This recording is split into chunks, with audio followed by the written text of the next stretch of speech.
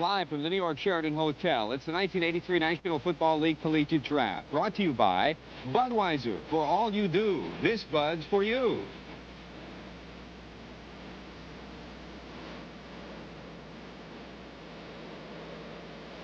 And by Timex, ESPN's timekeeper. Timex, we make technology beautiful. And by the Shell Oil Company, supplying quality products and services to meet your driving needs. Come to Shell for answers.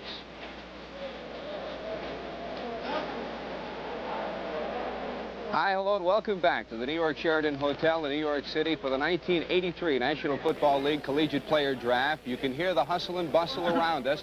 Our entire ESPN draft team is ready to bring you the draft for the 4th consecutive year, and we are just moments away from the start of this 1983 draft.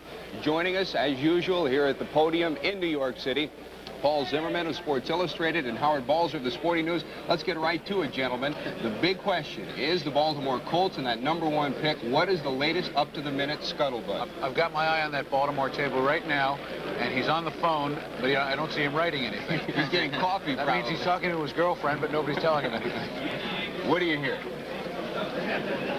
Well, the newest entry, of course, is the LA Raiders.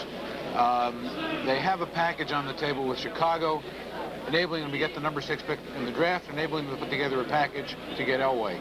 I don't see any names mentioned in that package, veteran package offensive lineman, which is what Chicago wants. I heard rumors that they were willing to give up either Mickey Marvin, their right guard, or Curtis Marsh, their left guard. I don't know whether they would do that because then they cripple their offensive line. I don't know. It seems that New England is also in the hunt, and San Diego, if they have reached agreement with Fouts, now fades to 3rd in the Elway sweepstakes. Howard, how do you read it up to this minute? That pretty well wraps it up, really. And New England all along has had the best offer on the table, a 1 and a 2 this year and a 1 and a 2 next year. Nobody else, San Diego, really, up until last night, had never actually put an offer on the table to the Colts. It's coming down to the last minute. I'm sure the Colts are talking to people right now as we're speaking. So we'll just have to wait and see in the next couple minutes and see what happens. Denver might even be a late possibility as well. We'll have more on that first pick in just a couple of moments, but the man who will be starting things off in just a couple of minutes in this 1983 draft is NFL Commissioner Pete Rozelle, and he's standing by with our Sal Marciano. Sal? Okay, George. Elway may play in the NFL, may not, but for the last couple of weeks, he's been the most spoken about name probably in American sport. He really has been. I can't think of a recent draft where there's been, well, maybe since Terry Bradshaw. The Bears in Pittsburgh had to flip for the right to the first pick that year, and it was for Terry Bradshaw. But he's really been a big name in this draft.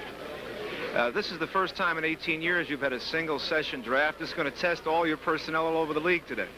The old days, of course, we went nonstop when the AFL was operating before we merged, and it was hours, like 30 hours, I think we went on.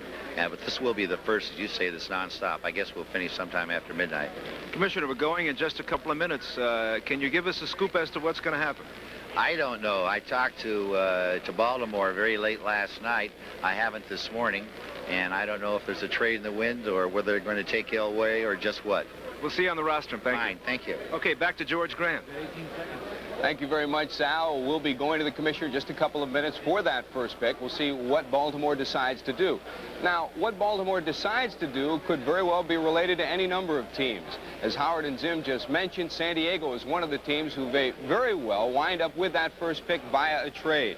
Dave Sullivan is standing by with an update on San Diego's draft prospectus. It is incredible to think that last year the Chargers sat idle through the first day of the draft. But John Sanders and Don Coryell did so by design.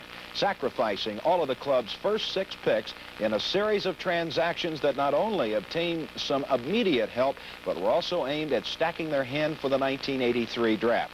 First, there was a decision to make a switch of first-round picks, part of the Fred Dean deal with the 49ers.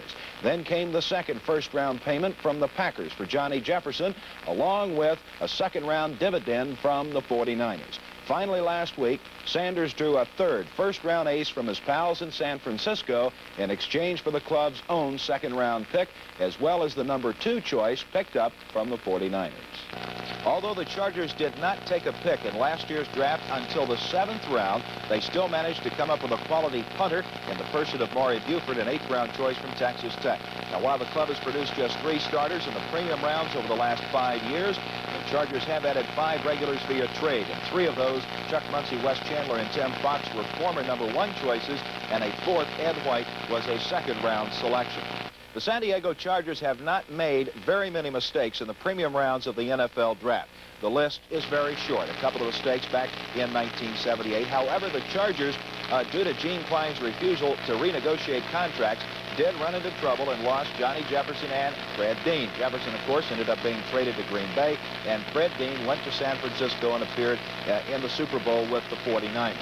The thrust of the San Diego Charger draft strategy here in 1983 will revolve around 2 things. A, the team's ability to come to contractual terms with Dan Fouts, and that will dictate B, whether or not the club is able to make a deal with the Colts to get to John Elway. Should the Chargers fail to make a deal with the Baltimore Colts, General Manager Johnny Sanders will be looking for a pair of quality linemen for both sides of scrimmage. The Chargers are especially long in the tooth on the offensive line, where both Russ Washington and Ed White must be considered as aging veterans.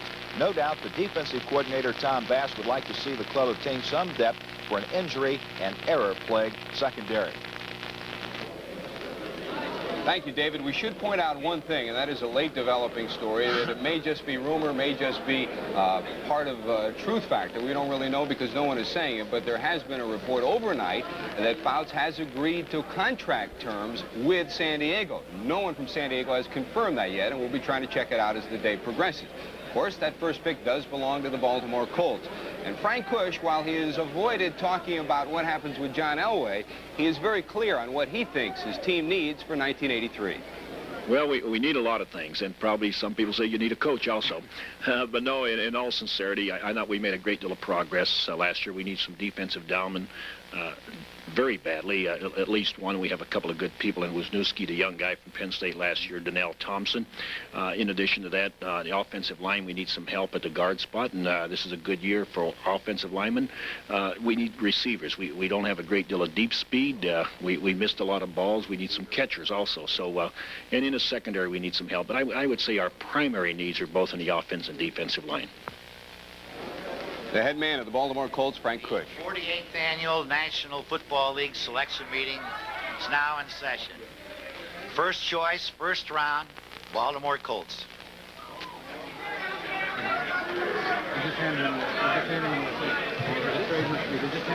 Don Weiss has just received a card from the Colts desk. Let's see what the commissioner said. Baltimore selects as the first choice in the draft, quarterback John Elway of Stanford. That tells the story right from the top. And Frank Cush, Next up, Los Angeles Rams. Frank Cush has indicated from the very beginning, when we talked to him at the Senior Bowl, for instance, he said, look, let's put the cards on the table. Yes, we need multiple players. Yes, we need a lot of people to make this club go. But if I don't feel I can get enough of a package, then I will draft John Elway. And that's exactly what he did. I think somebody panicked in that organization.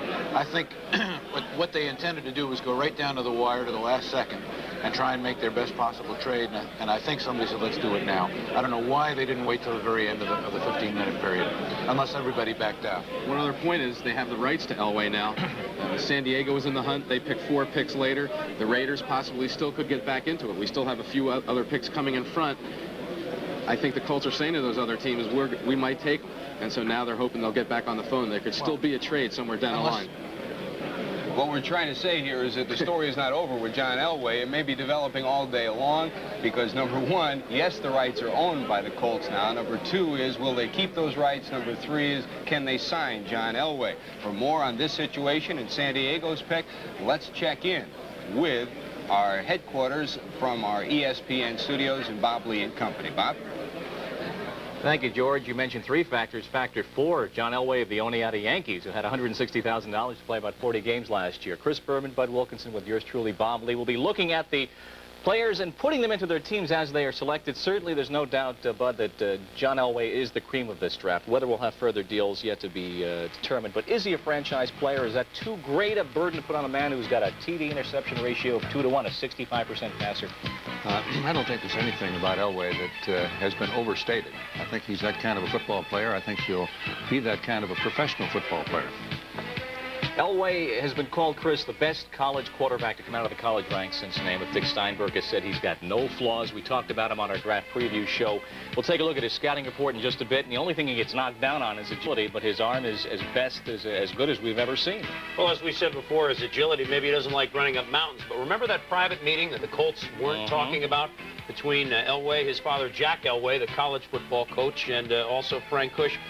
Obviously, I can't say obviously because there may be a deal, but just perhaps they could have ironed out whatever differences there are, Bob. And I said on the draft preview show I would not be surprised at all to see the Colts keep Elway. I mean, what's wrong with that? It's not like they haven't had good quarterbacks in that franchise's history. You had a look at the scouting reports you'll be seeing throughout the day on a 5-point system, keep in mind, and we put together a number of scouting reports from throughout the National Football League on a 5-point system. Elway grades out to a 19.5, agility give him a 4.5, so we put together some of the numbers, but of course numbers certainly don't tell everything about what John Elway is going to do, because he has now, maybe by the end of today, we'll find out if he's going to Baltimore or San Diego. That's an intriguing story, though, about Fouts that George laid on us a few moments ago, Bud. Well, I think so, and what he decides to do, of course, would have a lot of ripples down the line, but I can't go along about the agility of Elway. I've seen him play too many times, and he's got that quality that has made the difference in recent years in football, which is mobility for a quarterback. All right, then. Also, we have seen Baltimore, as we've talked about from New York, go right away, Chris. That's got to be a surprise. And Dr. Z said maybe someone pulled the plug too soon. It's very possible. I think what Howard said also, Bobby, that there could be another trade. In other words, maybe that jacks up the price a little bit more. We already have Elway now. Now you better come up with even a better package. You know, there are worse things that San Diego could do than keep 3 of the first 22 picks overall in the draft and perhaps come to terms with Dan Fouts.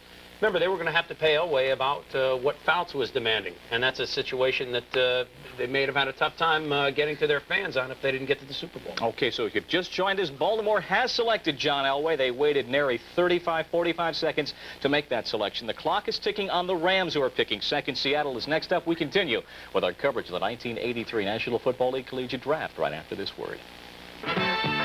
Belongs to the LA Rams, the first round, the second pick actually of the overall draft, and you see just a shade over 9 minutes during the first 2 rounds of the draft. Each team will have 15 minutes per selection, and then through the balance of the draft, the last 10 rounds, it'll be 5 minutes per selection. The Rams picking second because they, Chris, decided to trade up and work the deal a couple of days ago with Seattle. Obviously, at least as obvious as you can be before the draft, it looked like they're going to make their move for Eric Dickerson by trading up to the number 2 position because the Oilers had wanted to do so much, and Dickerson seems to be the man they want. Especially since the Rams traded Wendell Tyler. It would seem that Dickerson is the guy they want. Dickerson said he wants to go to L.A. or San Diego. It is Los Angeles' pick. Maybe they just like to burn off a little time on that clock. They like to see it tick down, think it's add a little excitement here. Let's get back to New York. The Rams were 2-7 last year, and here is their selection. Thanks, Bob. The commissioner now has the Rams pick as he approaches the podium. The Los Angeles Rams, with a choice acquired from Houston in a prior trade agreement, selects on the first round running back Eric Dickerson of SMU. Next up, Seattle.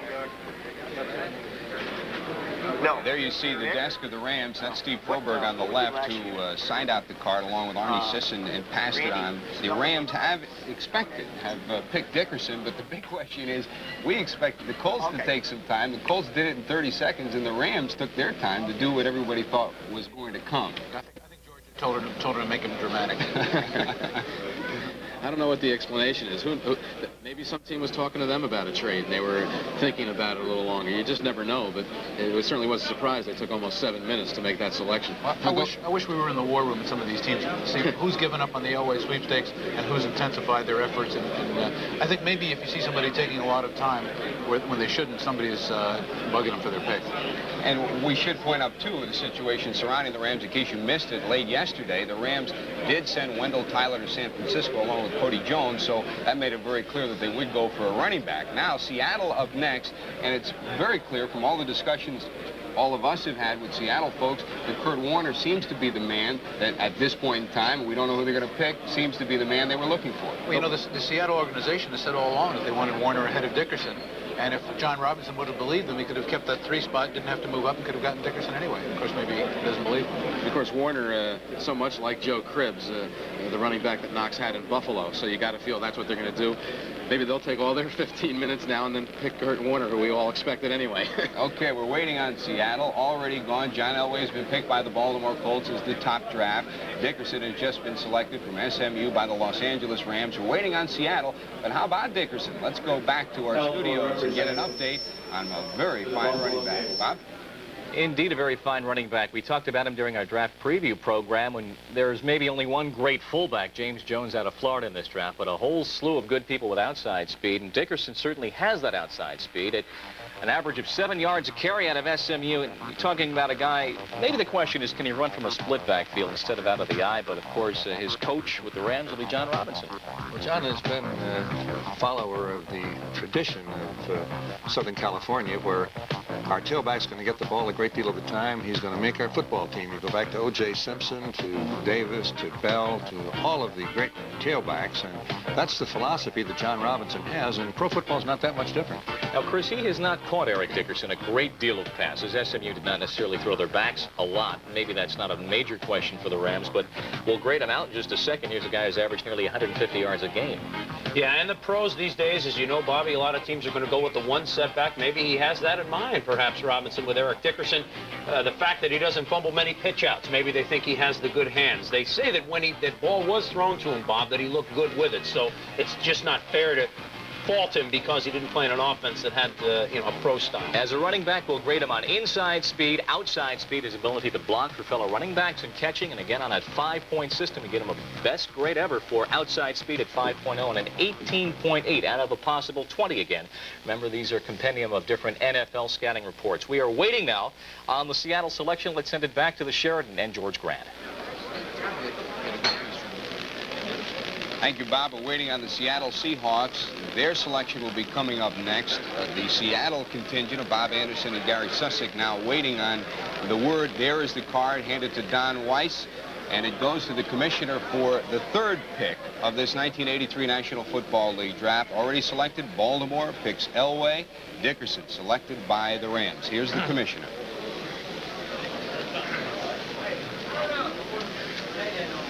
The Seattle Seahawks, with a choice of change from the Los Angeles Rams through the Houston Oilers, select on the 1st round running back Kurt Warner, Penn State. Next up, Denver Broncos. Well, there we have 3 down so far. Elway to Baltimore, Dickerson to Los Angeles, and Warner to Seattle. As we wait the 4th pick, will it be Hunter to Denver or will there be a trade? ESPN's live and continuous coverage of the 1983 National Football League Collegiate Draft will continue after these messages.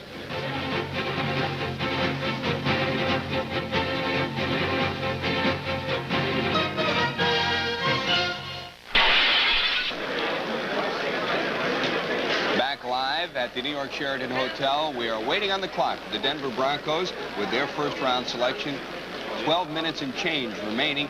Again, each team is allowed 15 minutes in their first and second round selections. After that, for the remainder of the draft, it will be a total of 5 minutes per round, and it'll all be done in one day. Let's check in with Leandra Riley, who's standing by in New Jersey. Hi, everybody. We're in Lord Jim's in Hawthorne, New Jersey, and I'm sitting next to Tommy Vigorito, running back for the for the Miami Dolphins. We've had 2 running backs already drafted since you've had to make the adjustment from the college ranks to the professional ranks. Your advice to Kurt Warner and Eric Dickerson? Well, I think one of the biggest things to a running back going from college to the pros is not to expect to set the world on fire right away. It's a lot of adjustment emotionally and physically. And you're not really expected to go in and start and gain 2,000 yards your first year. One of the biggest things that they really should start working on now is not only the physical, but the mental aspect of learning your plays. It sounds simple, but it's so hard when you get into the pros with the audibles and all. But it means so much to coaches if you can be able to pick up your plays your first couple of days of practice and all. So if they get their hands on a playbook and start studying, that'd be the best thing for them. All right, I would like your reaction to the drafting by Baltimore of John Elway. A lot of people were surprised. I thought they'd trade that selection away. Well, I was surprised too, but I'm happy he went there instead of San Diego because I think we can beat Baltimore with Elway, but I don't know about if we could beat San Diego with them if they got rid of Fouts. So. Okay, John Elway, the gauntlet has been tossed by the Miami Dolphins. Let's go back to New York. Thank you very much, Leandra. We'll be checking in with Leandra periodically during the course of this day to keep up to date with some of the agents and some of the key players of this 1983 National Football League draft who are there. Don't forget, we'll be checking in with the West Coast. Greg Wyatt will be there. We'll check in with him shortly to update you on what's happening with some of those West Coast teams. And also, as we wait for the Denver Broncos decision, let's check in at our ESPN studios with Bob Lee and company. Robert. Thank you, George. Not too much of a surprise that Kurt Warner went to Seattle, Chris, when you consider some of the economic connections. Well, people are saying it's a question of to agents, do we shy away from players? My understanding is that Marvin Demoff represents not only Kurt Warner, the running back from Penn State, but also Chuck Knox, the new Seattle Seahawks coach. So chances are they ought to be able to get together on some terms. Well, so far we have seen John Elway go to Baltimore. No trade yet. The Rams taking Eric Dickerson second, and Kurt Warner selected by Seattle. Speaking of the number 2 selection in this draft, as Eric Dickerson of SMU has gone to the Rams, Greg Wyatt standing by live at Rams draft headquarters in Los Angeles to talk with head coach John Robinson. Well, it was a foregone conclusion, really, that you would pick Eric Dickerson. Of course, Wendell Tyler went to San Francisco yesterday. Well, we feel in Eric Dickerson we have a man who has the potential of being one of the really great backs. He's got every physical attribute that you would want in a back. I've been very impressed also, things besides size and speed. I've been impressed with his ability to run tough inside and his elusiveness. You know, you think of a speed guy being an escapist and just going. Well, I think he can make you miss in tight. I think he's got some of the attributes that I think have made Marcus Allen such a good back. So I see some parallels between them, but I also see some great speed. When you look at a guy like Dickerson, anybody who can beat Earl Campbell's record in the Southwest Conference has just got to be incredible.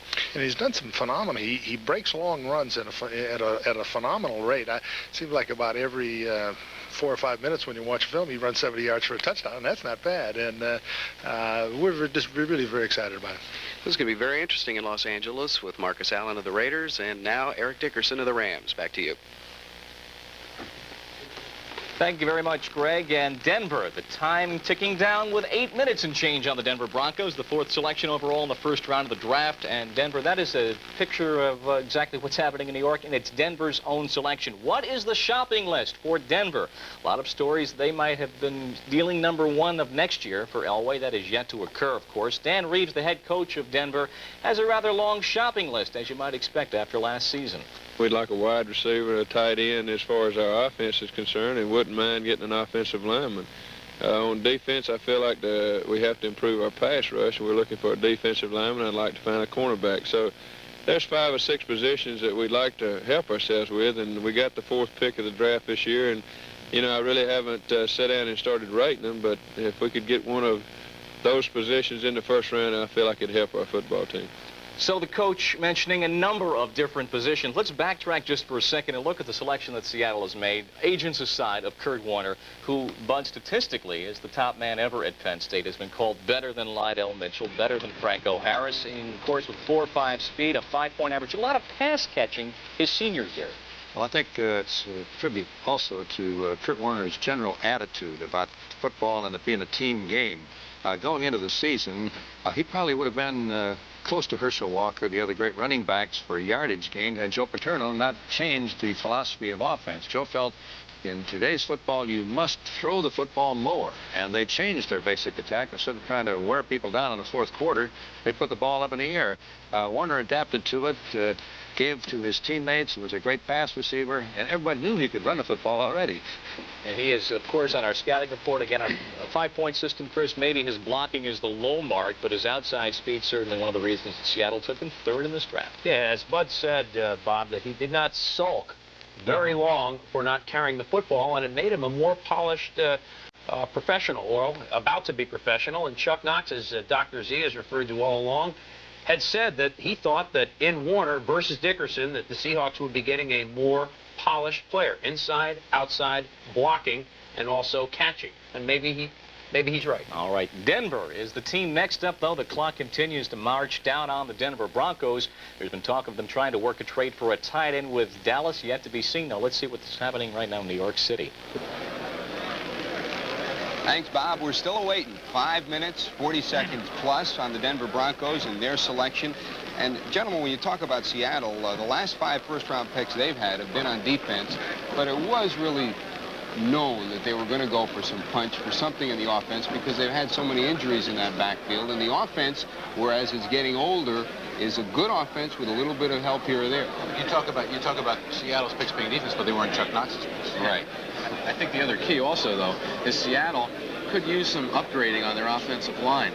With this trade now, where they gave the 2nd and 3rd round pick to Houston to move up, they don't have a 4th round pick. That went to St. Louis in a trade for Theodis Brown a couple of years ago. So Seattle now takes a lot of time off. They don't pick again until the 5th round. So they've still got, it was an interesting deal from that standpoint that they traded up 6 spots and gave up their 2nd and 3rd picks and won't pick now for a while. So they gave up some players that they might have been able to add and help the team, too. Theodis Brown's a perfect example, too. He looked so good right after that trade in the late season and then just did not look good at all last year. Yeah, maybe Chuck will bring Conrad Dobler out of retirement. One other interesting point on the Rams. Rollins, right? Paul was talking earlier about the Rams could have probably stayed 3 and gotten Dickerson anyway. But I guess their thinking was, well, we only had to trade a 4th to move up to 1 spot. So perhaps in their thinking it wasn't that high a price just to make sure that they got Dickerson to move up to 1 spot. A 4th last year and a 4th this year. I mean, all these extra drafts that Don Klosterman had built up, now they're losing him, and I wonder how he feels sitting watching this thing. Denver. All the speculation has been pointing towards Tony Hunter, the great tight end from the University of Notre Dame, as being their selection. Dan Reeves, as you just heard, indicated a tight end is one of the things on his shopping list, but there are some other things. If it is not Tony Hunter, if they're jogging back and forth now, who would it be otherwise? I can just see their war room. Joe Collier, their defensive coach, pleading for Billy Ray Smith, saying, please, we've got to have that outside or inside linebacker, and Reeves saying, well, I like Tony Hunter, the offense and defense having a war out there. And there's also thinking that Chris Hinton of Northwestern could be the choice, because there's the possibility that Claudie Minor might retire for the 2nd time like he almost did last year. But so there's 3 solid choices that you could make a good case for Denver making, or they might, again, like we talked earlier, might even be working out a trade possibly with Baltimore to get John Elway. So this really holds the key to the rest of the draft right now, what Denver does. The 1982 draft was recognized as an offensive draft. This draft also as an offensive draft, a very strong draft, even before the USFL depleted some 10% or so of the players that might be selected in the first few rounds, and that's the way it's panned out so far. Offensive players. I think you won't find a defensive player drafted until Billy Ray Smith, and then it might be only 2 in the first 10 or 11. The next one will be Terry Kennard. So you might go 8 or 9 offensive drafts with only 2 defensive. Possibility of a quarterback for the Denver Broncos. Is that a real possibility at this juncture? Except for Elway, I don't think that they have the other quarterbacks like Eason or Todd Blackledge. Jim Kelly, of course, is in there too, and Dan Marino. But I don't think they have any of those quarterbacks rated that high to use a fourth pick on. But You just never know. That would mean that Reeves was giving up on Mark Herman awful quick, and that was his choice. That wouldn't look too good. Billy Ray Smith is an individual who we've talked about here and who may very well be the first defensive player selected. We talked to Billy Ray and asked him if he had any feelings about where he would want to play. I'd like to play for Dallas, but like I said before, any team that would invested the confidence in me to draft me, I'd play my heart out for him. Let's say he might be a little bit too slow, might be a little bit too small, but all he does is do everything perfectly, and he's a winner. Denver's now writing their pick. Remember, there was also a lot of talk about Dallas wanting Billy Ray Smith and offering a lot of players to Denver. Butch Johnson was mentioned. Jay Saldi was mentioned. Glenn Carano was mentioned. Of course, Reeves was once an assistant with Dallas. So we're going to find out momentarily what happens, but there are a lot of possibilities. Dan Reeves is on the last year of his contract, too, and he's got to produce. Don Weiss has the card. The commissioner, Bill Harpole, and Mike Novica have handed the selection of the Denver Broncos to Commissioner Rozelle. The Denver Broncos select on the 4th choice in the 1st round, guard Chris Hinton of Northwestern. Next up, San Diego. We now wait on the San Diego Chargers. Chris Hinton, who was a tackle but is projected as a great pulling guard in the professional ranks, the selectee of the Denver Broncos. We're waiting on San Diego. ESPN's live and continuous coverage of the 1983 National Football League Collegiate Draft will continue after these messages. Updating you on the 1983 National Football League Collegiate Draft, the San Diego Chargers have just selected Billy Ray Smith, the linebacker from Arkansas. So the Chargers go for some defense, and it looks like Bass wins the battle of the first pick for San Diego. Yeah, it looks like also Chicago's coming up, and we were just talking, maybe they've changed their thinking now and they want Tony Hunter. I would say it's Hunter, Jimbo Covert, or Bruce Matthews. I had predicted Matthews. I think Hunter now becomes a real key in the draft. Could something happen almost like Kellen Winslow last year, where everyone had him, or not last year, a few years ago, when everyone had him going on the 3rd pick to Cincinnati. The Bengals took Jack Thompson, and Winslow sailed through to almost the middle of the 1st round. So there's the thought the Giants might take Hunter. So it's really going to be interesting to see where Hunter does wind up. Billy Ray Smith selected by the San Diego Chargers. Let's go to Greg Wyatt and get an update on what's transpiring on the West Coast as we continue our coverage of the 1983 National Football League Collegiate Draft. George, is very interesting. The John Elway Bowl has turned into a George Steinbrenner Bowl. And believe it or not, just a few picks into the National Football League draft, George Steinbrenner has made his mark in the National Football League because Marvin Demoff, the agent for Elway, has just told me via the telephone that John Elway has chosen baseball since the Baltimore Colts picked him.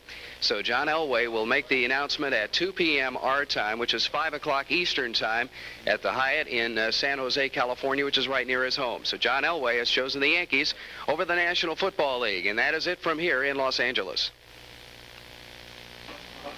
I don't believe that. Well, we'll see what happens. That report from Greg Wyatt. Billy Ray Smith just selected by San Diego. Initial reaction? Good pick by San Diego. I thought, Bob, that there are many worse things they could do than to have the 5th, 20th, and 22nd pick overall. Billy Ray Smith, their first pick, I think, in numbers 20 and 22.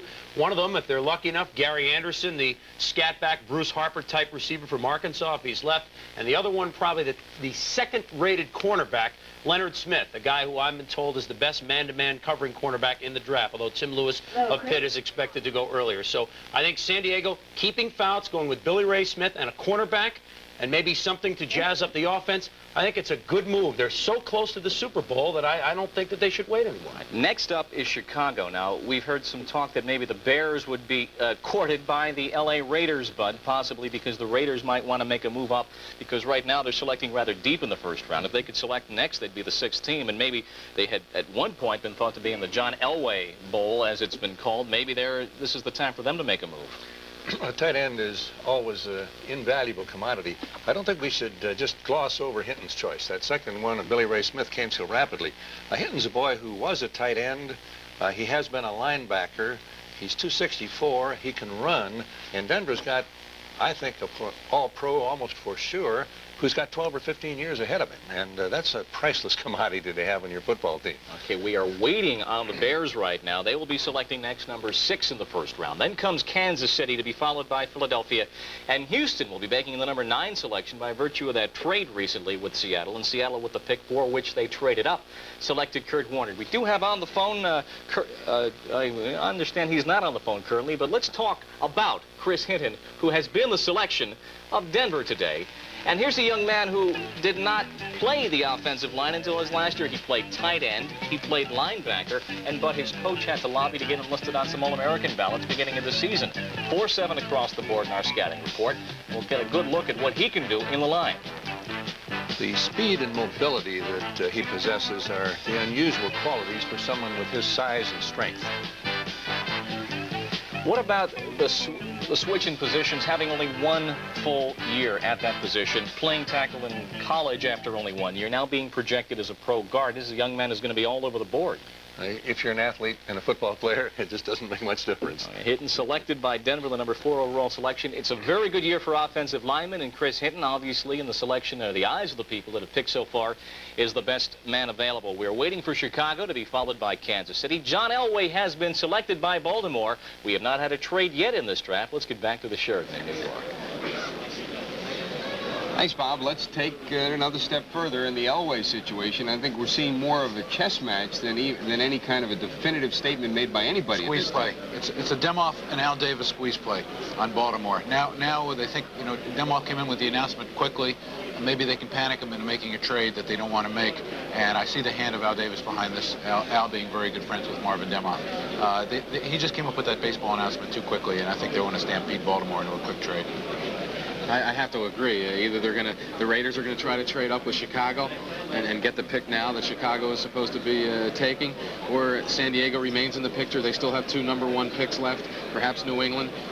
It wouldn't be surprising to see the Colts, with the squeeze being put on them, then turn around and trade Elway's rights to someone else and let them worry about it, but someone else other than the Raiders. So there's still a lot of intrigue left in this whole situation. Well, they're trying to get the price down. Baltimore's, obviously, unless they read it as a lie, they've got to trade him or eat the pick.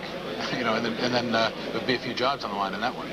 And in any case, the way the situation stands at this particular hour, John Elway has been selected by the Baltimore Colts. In case you joined us late, the late report we have from the West Coast is that Elway has selected baseball over football. But again, as we're discussing now, this may not be the end of the story. Before this day is over, we may very well find out exactly what direction John Elway will be going in. We should point out the fact that it's been no secret from the beginning that the dollar figures have been more advantageous for Elway from a baseball perspective, as opposed to his possible football contract. But there are a lot of other intangibles that will go into the Elway decision, so we'll be keeping up on that during the course of this entire NFL draft. Let's go back to Sal Marciano now, who has more reaction on this day number 1 of a one-day draft this year in the NFL. Sal. George, the reaction here at the Baltimore Colts table is short and sweet. No comment from Dave Filer and John Scott, the representative of the Colts here in New York. I spoke with Commissioner Pete Rozelle, and the NFL commissioner said he will reserve comment until after John Elway's news conference this afternoon. Now back to George.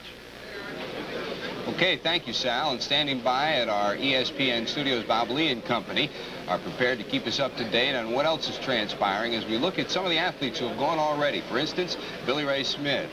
And before we go, we got Chicago now just working on their table. Let's stay with it for just a couple of moments and see what transpires, because they are ready to take their pick. The Bears with their first of 2 picks. Don Weiss has the card. He'll go up to the commissioner and get the first pick of 2. The second would be from Tampa Bay later in this first round. The Bears with 2 number 1 picks in the first round. Here's the commissioner. Trade. That's a trade card. I can see by the expression on his face. The Chicago Bears. The Bears pick on the first round. Jimbo Covert, tackle, Pittsburgh. Next up, Kansas City. Okay, 2 tackles, 2 big tackles have gone so far in this first round. Hitting from Northwestern, Jimbo Covert, one of the strongest offensive tackles ever to play the college game from the University of Pittsburgh. Now goes to the Chicago Bears. We'll be back with more of ESPN's live and continuous coverage of the draft after these messages.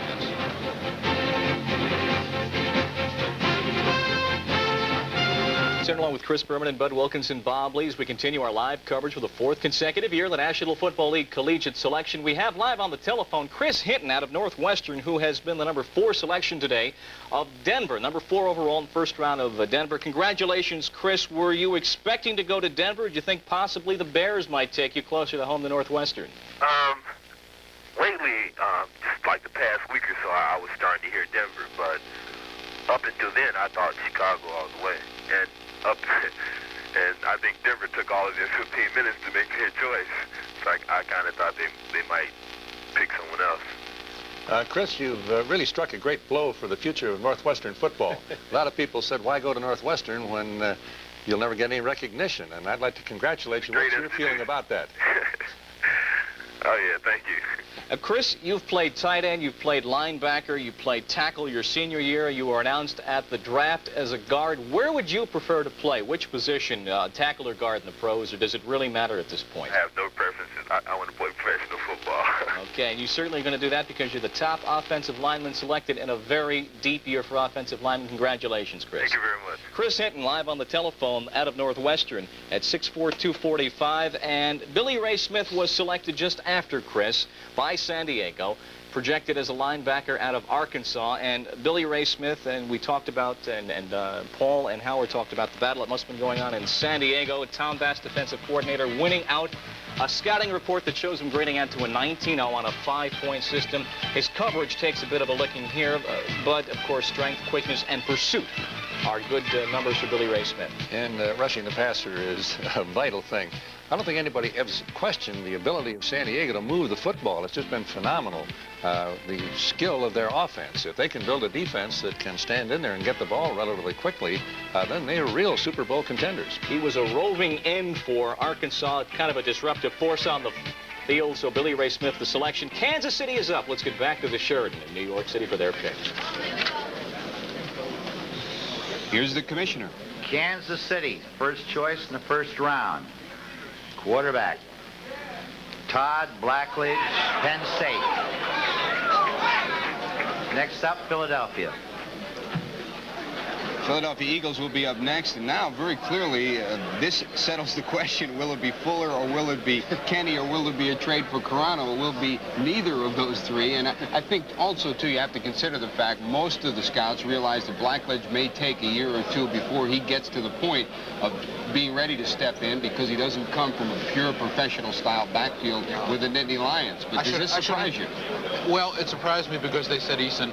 I should have known that they were blowing smoke. They said Eason, and then they said that Kelly didn't look good to them, and they were telling the truth on that one. So, you know, they were 1 for 2 on telling the truth, and you just have trouble reading it.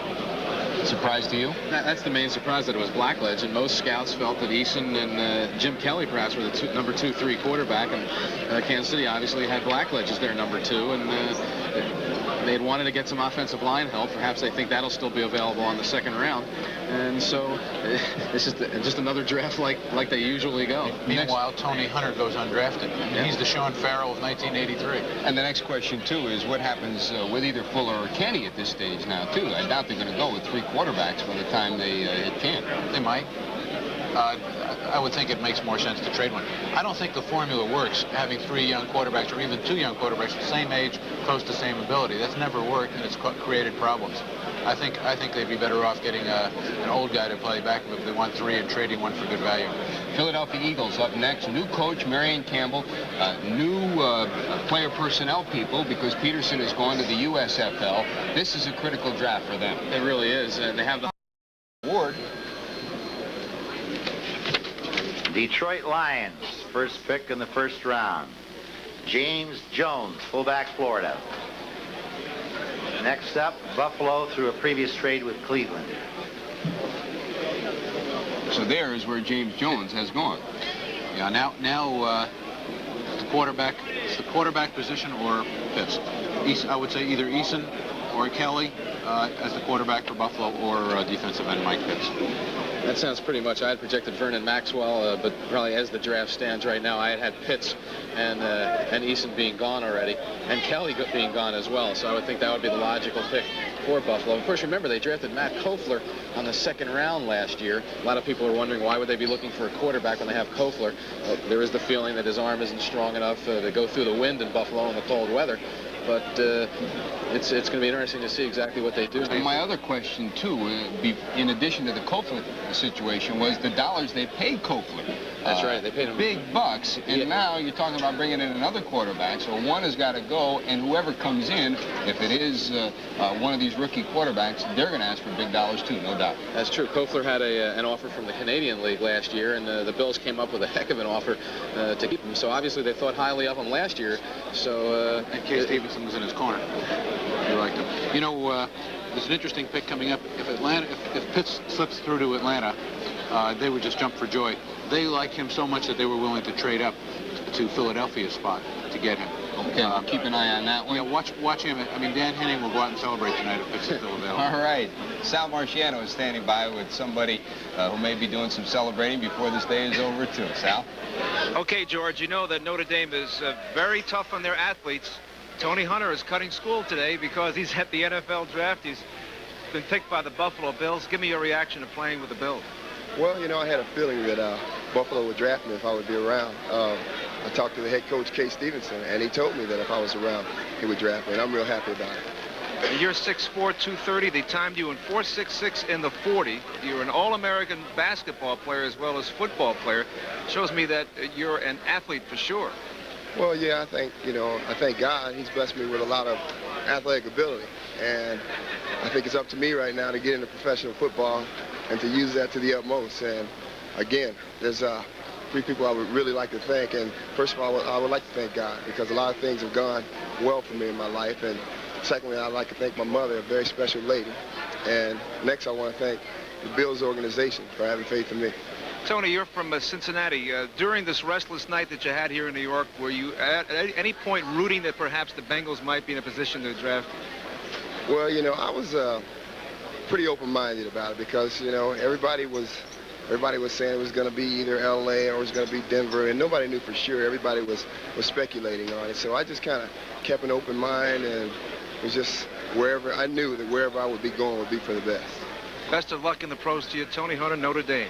Congratulations, picked by the Buffalo Bills. Now let's return to our guys at ESPN.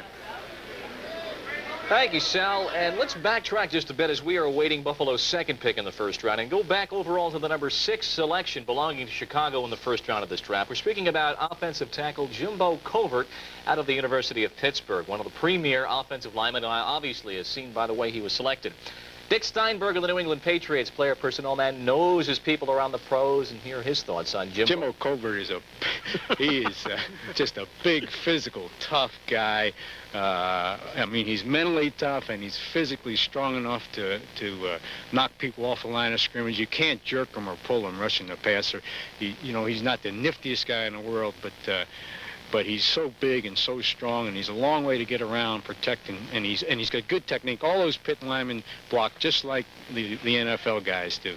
One of the few Panthers this past year, Jim Covert, who did not get graded down. And let's look at the offensive line and see that the people that were starting at the end of the year put Jimbo Covert in there as a rookie. Also, though, Chris, you have to consider Dennis Lick, Ted Albrecht, and Keith Van Horn. Injuries and inconsistency have been questions there. So not necessarily it'll be Neal and Hartnett who will be the people that he'll be fighting for jobs in there. Scouting-wise, strength, quickness for the run and for the pass, and 18-9.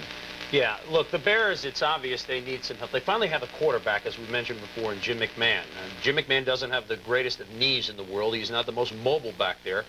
And Walter Payton the last couple of years has sued for non-support. So perhaps with Covert, 280 pounds, that's one of the heaviest listings. You know, most of these guys are 265, 270, but 280. So it will take a few seconds to get around Covert if he is in there, and that's the time they need, McMahon needs to throw the ball down. But good choice for the Bears. Here's a fellow who was a defensive lineman at one point, Bud, and has a bit of a nasty streak, which you've got to have to play in the pits like that in the trenches. I think you have to have it to be a football player. But the key thing about Covert is his strength and his mental toughness and his really true aggressiveness. He is 6'5", 280 pounds, timed at 5.15, but you're not necessarily looking for foot speed per se over 40 yards for a tackle. He is the number 6 selection overall for Pittsburgh. Now, following his selection, Todd Blackledge was selected by Kansas City. We are awaiting Buffalo's 2nd selection in this first round, to be followed by New England, Atlanta, St. Louis, and then Chicago selecting once again. We continue from the Sports Center and from New York City and from Los Angeles and from New Jersey with the NFL Draft.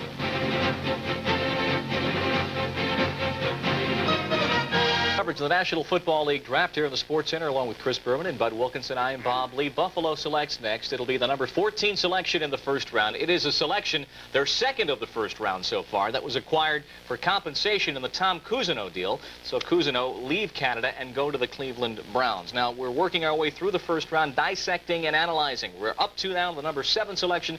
Todd Blackledge, quarterback out of Penn State, going to Kansas City at 55% passer. Good TD interception ratio, a Phi Beta Kappa, whose father coaches for the Steelers, and Bud, KC going for a quarterback. Well, you were very strong when you said Phi Beta Kappa. That's not a bad attribute. And 6'3" and 222 pounds is also a great quality. But I think the number one thing about Blackledge is that he is a proven winner. And that's a quality that it's easy to talk about. Some people have it, some people don't. And over the years at Penn State, he has proven when the chips are down, I can make the big play. Now, we had talked yesterday, Chris, on the preview program about Kansas City, about the Fuller-Kenny quarterback dilemma and how Makovic will address it in Kansas City. Does he address it by going in with the number 7 selection and saying it's your job in training camp? I don't think he says it's your job in training camp, Bob. As Howard and Paul have mentioned, Fuller is still pretty young, but Fuller has had his opportunity to move the ball club the last few years, and Bill Kenny, too. The problem with the Chiefs the last couple of seasons is neither has taken charge, and Blackledge just may be that take-charge guy. I agree with Bud. I'm surprised that anyone even thought that Eason or Kelly should be rated the number 2 quarterback. In my mind, Blackledge clear, right behind Elway as quarterbacks go. His highest grade, a 4.9 on the ability to read the defenses, and so a man who grades out to an 18.8, Phi Beta. He could read. He's got all those 4-syllable defenses. He can figure it out. So Todd Blackledge selected by Kansas City. Following that, Michael Haddix was selected by Philadelphia. We spoke with Michael on the phone. Then Houston going for the offensive tackle out of USC, Bruce Matthews. Terry Kennard then selected by the Giants. And Buffalo Bills, we are awaiting their selection. We understand that there's still some time left for Buffalo. Let's take a look at what Matthews will mean to Houston. The tackle out of USC at 6'5", 265 pounds. We grade him out to an 18.9, who might even be rated, according to some pros, ahead of Munchak already with the Oilers. Well, I think that his scouting, universal support from everyone, and the fact that you play at Southern California, just to be a starter at Southern Cal as long as he was, means that you're a special athlete.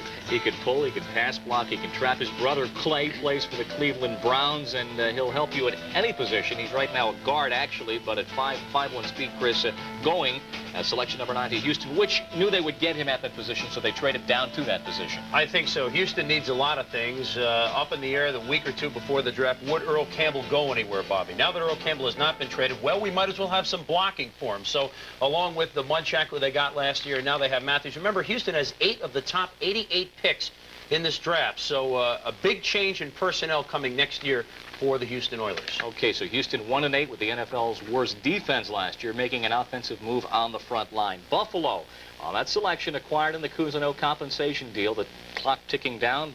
New England follows the Bills. Let's get back to New York. Well, the Walsh brothers are waiting to reach out and touch somebody from Orchard Park. We're waiting for their 2nd pick of the 1983 National Football League Draft. 3 minutes and counting, 3:40, as the Bills are awaiting their 2nd pick. They've already taken Tony Hunter, the tight end from Notre Dame. That was their 1st pick, the overall 12th selection. That was from the Cousineau deal. Cousineau, who was the number 1 pick of the Bills, they lost him to Canada. He wound up going to Cleveland. The end result of that was a 1st-round choice for Buffalo. Now they're waiting on their own pick, which is the 14th overall pick. In between, it was the Detroit Lions pick of James Jones, the fullback. And let's speculate a little bit more. Let's go one step after the Buffalo Bills pick, and we go to the Patriots, who really had one of the best drafts of anybody last year in terms of numbers. Well, you've got a real interest in Gary Anderson. The only problem there is that his agent is Jerry Argovitz, and they feel that learning a new position, wide receiver, they need all his time in camp. And Argovitz's style is to get him out of camp, until the very last minute, and they really are very nervous about that, but I think they take him anyway and hope for the best. But I really don't think that they felt that Eason or Jim Kelly would be available. Now they have to reevaluate their thinking and see just how much they want a quarterback. One other aspect of the Anderson situation with Argovitz is Argovitz represented both Keith Gary and David Overstreet, who signed before the draft. If they had waited till after the draft, they could have talked with every other team in the league. So it was interesting that they did come to an agreement before the draft. Argovitz is reportedly in line for running a team in the United States Football League in Houston, so perhaps he's taking care of his clients a lot faster and not having those long, protracted holdouts, so he can take care of his clients and then get on to the other business that he wants to attend to in his life. Patriots have done well through the draft, first with Bucko Kilroy, and now with Dick Steinberg back with the Patriots doing their selection process along with Kilroy. They have 11 first-round starters, 11 draft starters. That's tops in the league. In addition to that, last year, they cleaned up in the first round. In fact, they took 7 of the first 60 players were gobbled up by the Patriots. They took 11 players all told from the draft last year. So it's clear that they've made their mark through the draft to this point. George, you're kind of stunning us with these numbers here. I don't know how to react to that. Got them written on your chin. Yeah, well, I mean, Dick Steinberg is a very classy guy and one of the best in the business. And I just think he has to ask himself now how much do they need that quarterback, or the instant excitement of a Gary Anderson, who really was a tremendously exciting player last year. And they did make a lot of trades last year, getting a lot of those extra picks. The interesting thing now, we're coming down to close to a minute left in Buffalo's pick, and there had been some talk before the draft that St. Louis might trade up with Buffalo to get a player that they liked. They wanted Tim Lewis. He's been taken already. Their next guy on their list was Joey Browner. They might be afraid that Atlanta is going to take Joey Browner, so they might be talking with Buffalo about a deal. Remember last year on the fourth round of the draft, the Cardinals gave the Bills their fourth-round pick for a pick this year, which the Cardinals eventually traded. So there has been prior dealings between the teams, so that might be what's going on right now. They don't have to worry about Atlanta and Joey Browner. They like picks. Let's update you on what could transpire if they go past it. Well, here, they've passed on the card now, so we won't have to worry about it. You don't lose your pick. You just lose in rotation. The Walsh brothers fell asleep. It'll make it before we get to the end. The commissioner with the Buffalo Bills' second first-round pick. Buffalo selects quarterback Jim Kelly, Miami of Florida. New England Patriots next up. I won that one. I got it on the second. Okay, count one for Zim. But I gave him Jim Kelly, the quarterback of Miami of Florida, who had the separated shoulder, but is supposed to be 100% A-OK. We'll be back with more of the NFL draft after these messages. I feel like I could add another dimension to it, like the fullback coming out the backfield to catch the football and just the tailback. You know, they don't have to take the fullback out and put another small receiver in. I feel like I can just stay in there and we just have a lot more diversity to our offense.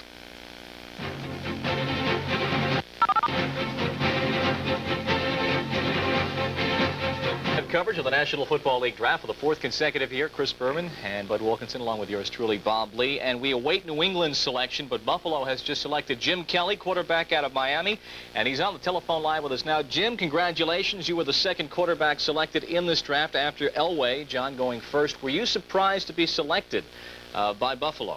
From the beginning, I sort of thought it was going to be Buffalo. I've read a lot of articles, I've talked to many people, and I'm not surprised at all. I'm just glad that I was picked, you know, high up in the first round, and I'm ready to give them 100%. Being pick number 14.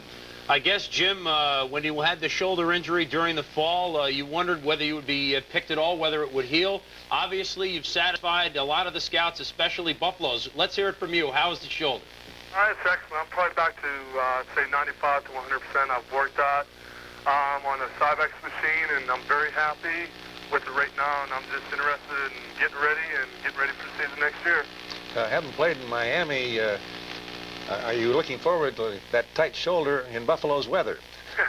I'm ready to play for anybody. Like I said, I'd give 100% for anybody. I went down to Miami. I played under great coaching, and I feel that I have the ability right now to be a good quarterback. And I just want to thank the Buffalo Bills for having the interest in picking me, and I'm just grateful to being part of the Buffalo Bills organization. We're showing some highlights of you in action right now. The scouting report from a number of NFL sources on you, Jim. Really, your highest grade, the ability to read defenses at a 4.9 on a 5.0 scale. Do you share that opinion? You think that's your strength? Oh, yes, by far, because I've had great coaching with Earl Morrall and Coach Howard Snellberger. They've taught me everything I know up to date, and that's definitely my strong point. I think that's going to help me. And I think it rates me a couple, maybe 1 or 2 years over a lot of the other quarterbacks because of my great coaching. You know, you mentioned Earl Morrall, who certainly knows a bit about quarterbacking. You're now going to play for a team.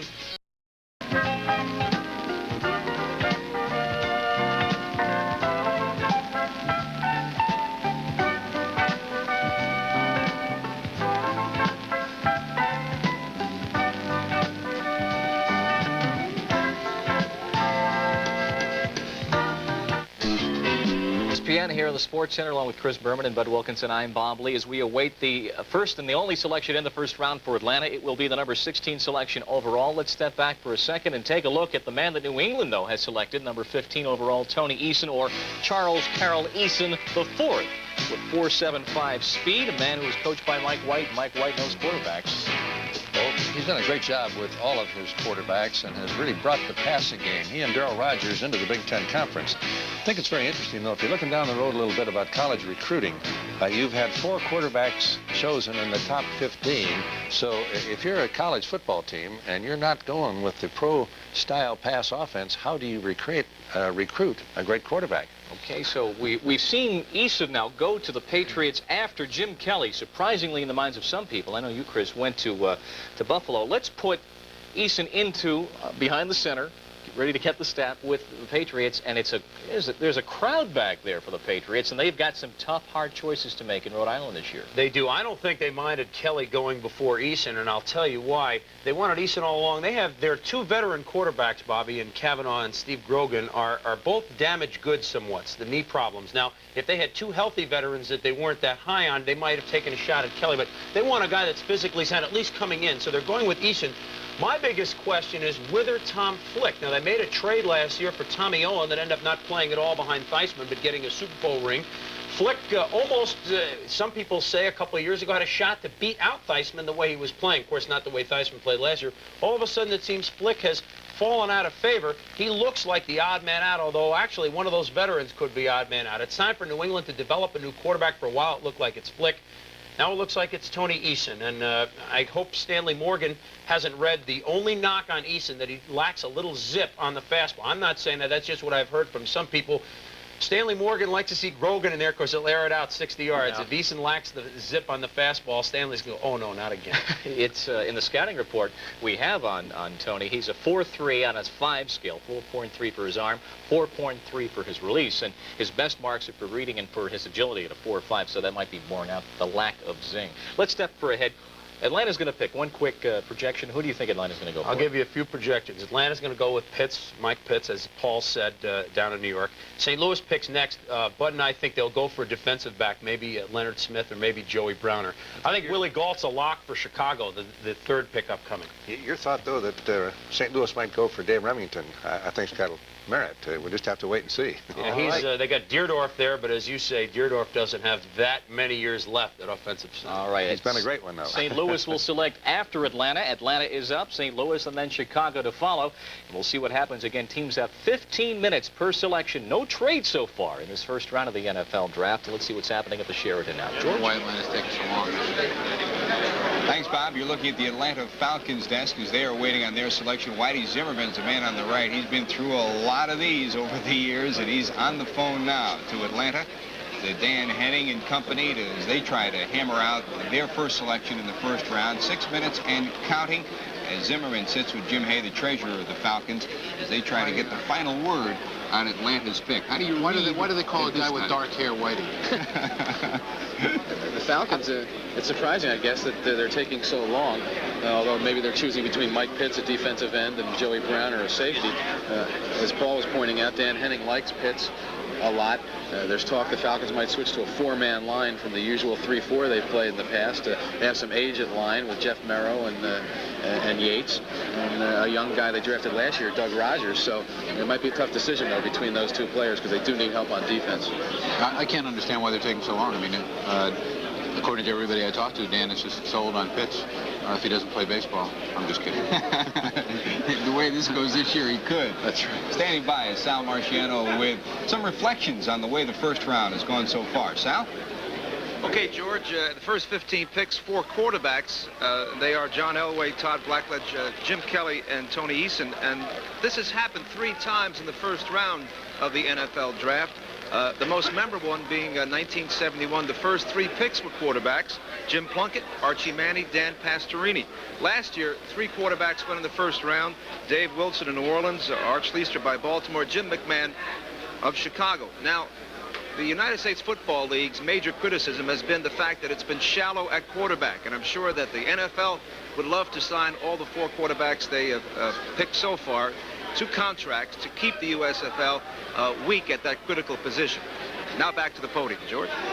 Thanks, Al. We should point out one other thing, too. When you talk about National Football League, people around the league looking at this draft, they look at the number of quarterbacks, and they say this is their future for 5, 6, 7, 8, 10 years, because the quarterbacks are obviously your most visible athletes. So if you stock up in a year like this and sign these athletes, it's a critical point for the development of talent, a critical point for the development of familiarity with athletes in the league. I'm glad you said and sign those athletes. That's the critical point in this day and age. One thing that might be going on with this pick, and of course it is pure speculation, but St. Louis, with Tim Lewis gone, Chicago, I think, wants Willie Gault. Chicago picks after St. Louis. They might feel that the Cardinals are going to take Willie Gault, so they might be trying to talk to Atlanta to trade up those 2 spots, because Atlanta would still feel they might get Mike Pitts after the Cardinals would then pick. I think that Atlanta, that would be a very risky move for Atlanta, because then they have to just gamble that St. Louis isn't going to take Pitts. And they might figure they could still get Browner at that point. But they want Pitts.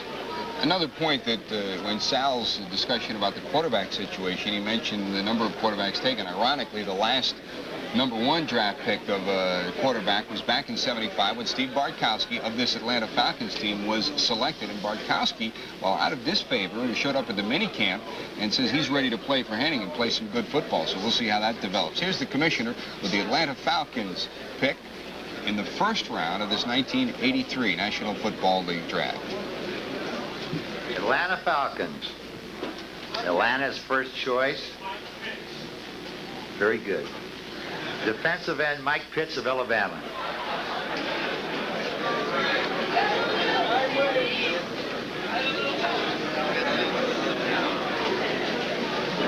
The Atlanta selection of Mike Pitts, and the commissioner has not mentioned it, but next up is the St. Louis Cardinals after their 5-4 record of a year ago. Jim Hannafin and company are standing by trying to figure out what to do. Let's take a look with Dave Sullivan on how they've done in the past. The St. Louis Cardinals will draft in the 17th position in the first round of the draft. Just talk to the Cardinals about what a good draft can do for you. In just 4 seasons' time, the Cardinals have gone from a team beset with personnel problems and a host of drafting errors in the premium rounds to a club that earned a playoff berth on the strength of 4 consecutive quality drafts. A total of 14 starters were obtained since 1979, including 10 players, as well as the effective performance of veteran Dan Dierdorf, who made a key switch to offensive center. Cardinal management, long the vocal point of media criticism, must now be given credit for making a string of quality decisions. The hiring of Jim Hannafin, the keeping of veteran Jim Hart, despite a huge price tag to play as the backup quarterback, and maintaining confidence in the scouting operation that is run by George Boone. Now, it wasn't easy to justify such confidence until 1979. After all, no team in the league had made as many mistakes in the premium rounds in the period from 1970 through 1978. But of late, the only mistake that the Cardinals have made in player evaluation has been the 3rd-round choice of John Cited in 1980. Cited, an offensive tackle from Brown, is actually starting, albeit in a stopgap situation for the Baltimore Colts. Now, neither Larry Swider nor Theodis Brown could earn a starting berth with a Cardinal team that made its first playoff appearance since the end of the Don Coryell era. In order for the Cardinals to progress further in the playoff chase, the team must continue to fortify its defense, especially the secondary and the linebacking area. The team is desperate for a top-flight cornerback capable of covering the best receivers in the sport one-on-one, as was evidenced by the failure to do so against the Packers in the postseason. And with Mel Gray heading for retirement, the team also needs a speedy wide receiver to complement starters Pat Tilley and Roy Green. The St. Louis Cardinals could also use another running back to add punch to an offensive backfield that lacked depth a year ago. Thank you, David. The story of this National Football League draft continues to unfold. We are awaiting the St. Louis Cardinals pick in this 1983 draft. We'll be back with the Cards pick and more. 12 minutes and counting. Let's pause for these minutes. St. Louis Cardinals pick on the first round. Leonard Smith, defensive back, McNeese State. Commissioner Pete Rozelle on the announcement of the St. Louis Cardinals pick, the third defensive back taken, Leonard Smith, along with Lewis and Kennard, already taken as defensive backs at this juncture of the National Football League draft. We're waiting on the Minnesota Vikings now and their selection in the first round. Well, Chicago's before Minnesota. Chicago. The interesting thing about the Cardinals is, from what everything they said was, if Lewis wasn't there, they'd probably take wide receiver Willie Gault. But it's obvious the Cardinals went strictly for need here. They took the next cornerback on their board rather than taking Gault. And now with Chicago picking, I'm sure Jim Finks is happy because I would expect the Bears to take Gault. And then, yeah, but don't forget Anderson is available. That's right. Anderson is also available. He's a good return man. Perhaps he can help either Chicago or Minnesota. And now Minnesota might be looking. Everyone was figuring Don Mosbar for the Vikings. But now that they know that either Gault or Anderson will be there, playing inside the dome on the turf. They had injuries to wide receivers. Ahmad Rashad retired. Sammy White had some injuries at the end of the year. The Vikings now could turn around and take whichever wide receiver the Bears don't take. Let's go back a year, too, and then we got Marty McDowell, who was drafted last year, who didn't pan out this past year. It was Darren Nelson in the first round. Darren Nelson last year, right. But McDowell 2 years ago, who has been counted on to fill in and hasn't so far, so it's a critical year for him this coming year. That's right. Glenn Young is another pick I heard from Minnesota. That was assuming that all those receivers, highly ranked receivers, are gone. But, you know, no receiver's been drafted yet. That's the funny part. I think Minnesota would definitely take one of those two, unless they're afraid of the Anderson-Argovitz connection. Okay, we're waiting on the draft for Chicago, then Minnesota to follow there. Let's go back to our ESPN headquarters in Bob Lee. Bob? Thank you, George. And the pick that Chicago will be exercising shortly, they acquired last year on draft day, swapping selections with Tampa Bay, and Tampa Bay using that selection last year in the first round to go after Booker Reese. So the Bears are up. Let's again step back just a couple of picks, gentlemen, and look at some of the people that have already been selected. We spoke earlier with Tony Hunter out of now the Buffalo Bills, late of Notre Dame, cutting class, as Sal pointed out today. 12-yard average. Here's a guy, Bud, who has been wide receiver, has played wingback, and only went to tight end at the end of his junior year in college. Well, Hunter's got the quality that very few tight ends have, the ability to run after he has caught the ball. Running to get open, of course, is very, very important. But when he catches it, he's really a threat downfield, difficult to tackle. 2 touchdown receptions as a freshman, 2 as a junior. None this past year, but his best scouting grade, Chris, we'll see shortly, is for his hands at a 4.8. Yes, his hands are outstanding. And as we mentioned before in the telecast, Bob, coming out of college, he is projected as a better professional tight end than Kellen Winslow. That's coming out of college now, and that's a pretty good projection. So that the Bills haven't had a big play tight end for many, I don't know, if a long time. I'll have to check with McGuire on that. It's been a long while since they've had a big play tight end like this, and it's a good pick for Buffalo. Okay, Buffalo, number 12 selection, taking Tony Hunter. Then, since Philadelphia did not, as expected, through most of the pre-draft speculation, Philly did not take James Jones. That task fell to Detroit. So the Lions have selected probably the best fullback in this draft at 6'3", 235 pounds, had a great senior year, 206 receptions, yards, and 9 touchdowns overall. Man can catch the ball. He pointed that out to us during one commercial break as we spoke with him. He can catch football. I've seen Jones play 3 times, and I believe that he's the most complete all-around football player that I have seen this past season. He's strong, he's fast. His exceptional ability is blocking, and he also catches the ball well, so what else can you ask? He's versatile, as you pointed out, because he did play tight end as a freshman when he didn't rush all that much, and excellent blocker, and a very good basketball player. All-around athlete is what it comes down to. All-around athlete, that's right. And, you know, Dexter Bussey is getting up in years with the Detroit Lions, and it's a good pick for Jones. A lot of people thought that he would go to Philadelphia. I know most of us did, but they picked Haddix instead. We do know that Jones had a bunion operation in the offseason. Now, whether that was enough to scare Philadelphia or whether that's just an oh-by-the-way fact, we'll have to wait and see. But Detroit obviously feels maybe he can block for Billy Sims while Billy stays in Detroit. All right, if Billy stays in Detroit also, considering what's going to be happening there. Now, the number 16 pick overall in the draft, the Atlanta Falcons, as you predicted, Swami, defensive end Mike Pitts out of Alabama, a man with 4.8 speed, 260 pounds worth of Mike Pitts, and a very mobile man. Here's a fellow who was an outside linebacker, and then he beefed up, and they put him on the line, but he really was a stand-up type of end. It doesn't make much difference where you play him. He's so agile and so strong. He can be a linebacker, he can be an end, and as you get a shakeout with injuries during the season, having somebody who can go from position to position is a tremendous coaching asset. Well, I think Mike Pitts, the fact that he has never played a down lineman might hurt him just a little bit. But for Atlanta, let's face it, their pass rush has not been up to snuff. Their best pass rusher, Jeff Merrill, has been hurt much of the last few seasons. And as Howard pointed out earlier, they're going to go to a 4-3, I believe, under new coach Dan Henning this year. You know they have the linebackers to play behind there and to come in and blitz. And when they go to a 4-3, they needed help, especially at defensive end. And Mike Pitts is their type of guy. Mike Pitts, and you put him in with Jeff Yates and Jeff Murrow, and it's apparent that there's going to be a need for him. Yates at age 32, as you mentioned. Murrow is 30, and of course they've got Doug Rogers also at defensive end.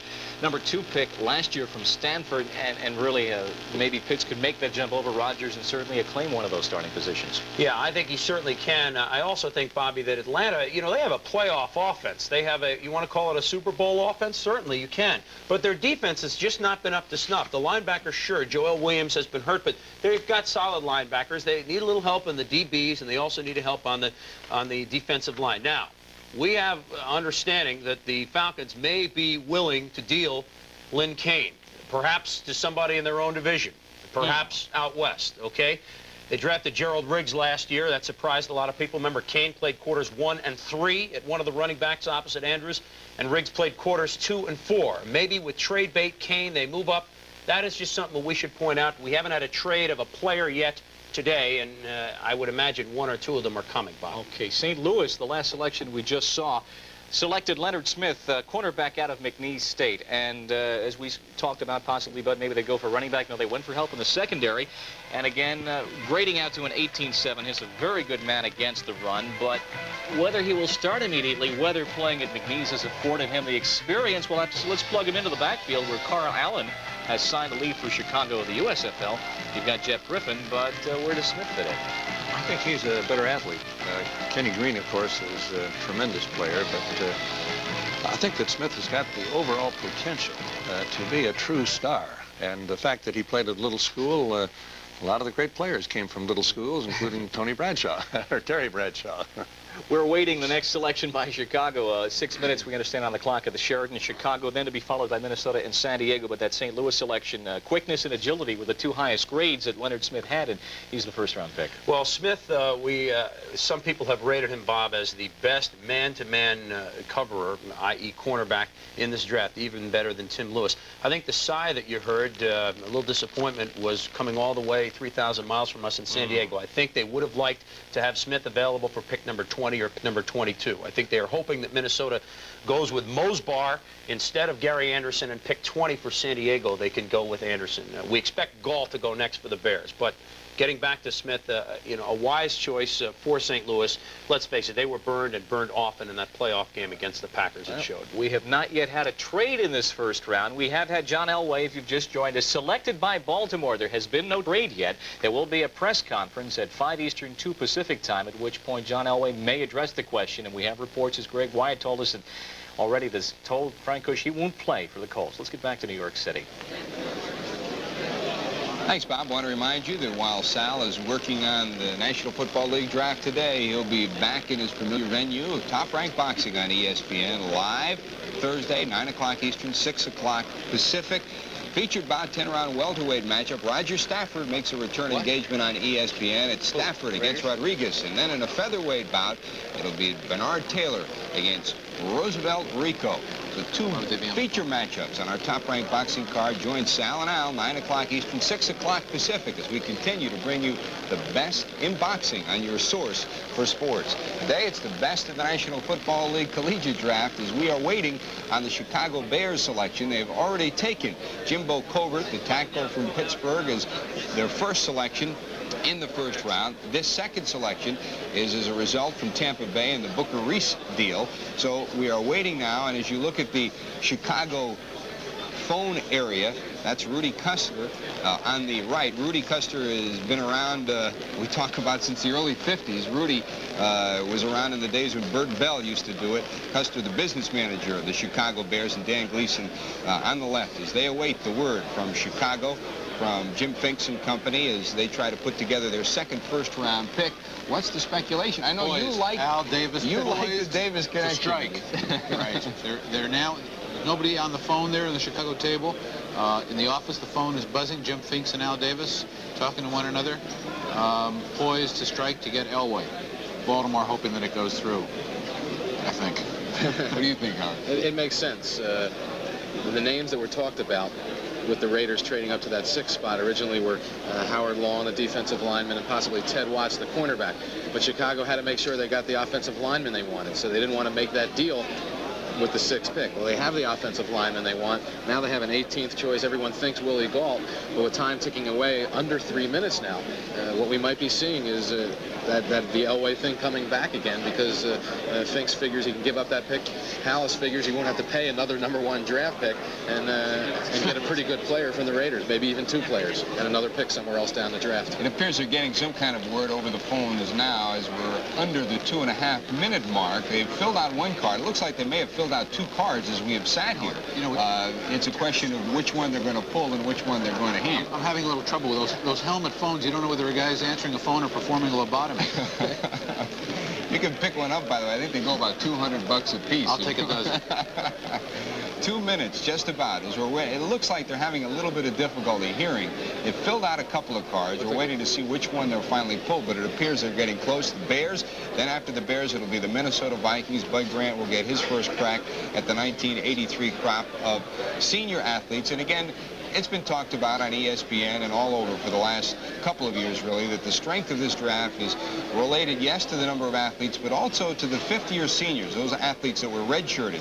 Back 5 years ago, for instance, Jimbo Covert, who was picked by the Chicago Bears from Pittsburgh, is one of those athletes, one of the strongest offensive linemen maybe ever to play the game.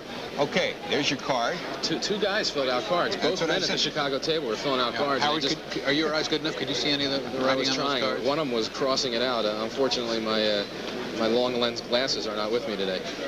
Let's project. But they're still waiting. It looks like maybe they've given him a choice of 2 guys. They're not smiling. No. So that means That's not unique. Very often that will happen. They'll name 2 or maybe 3 people and then finally decide on the basis of what conversations went on back home. Has anybody informed me you're only allowed to draft 1? Last year, of course, there was the story supposedly of the draft of Tampa Bay involving, of course, our favorite Sean Farrell, that the man filling out the card actually turned in the wrong card. There was that report after the draft. This is that pick right now. This is the Tampa Bay pick. That's right. Ironic. How ironic. Booker How Reese ironic. Life comes back to haunt you. And again, for those of you that may have just joined us and are not familiar with the situation, you get 15 minutes for each pick on the first 2 rounds. After that, the rest of the draft, and this year it will be a 1-day draft, not 2 days as it has been in recent years. Every other pick for the finality of the draft will be 5 minutes per pick. If you should go past the limit, that 15-minute limit, you don't lose your pick, you just lose in rotation unless the National Football League officials up at the front, Jan Van Duzer, Al Ward, Joe Ryan, everybody who's sitting up there agrees that there is a reason to hold off. Here it is. Down the count goes. They're going to blast off Rudy Custer if they don't make it. There's the card.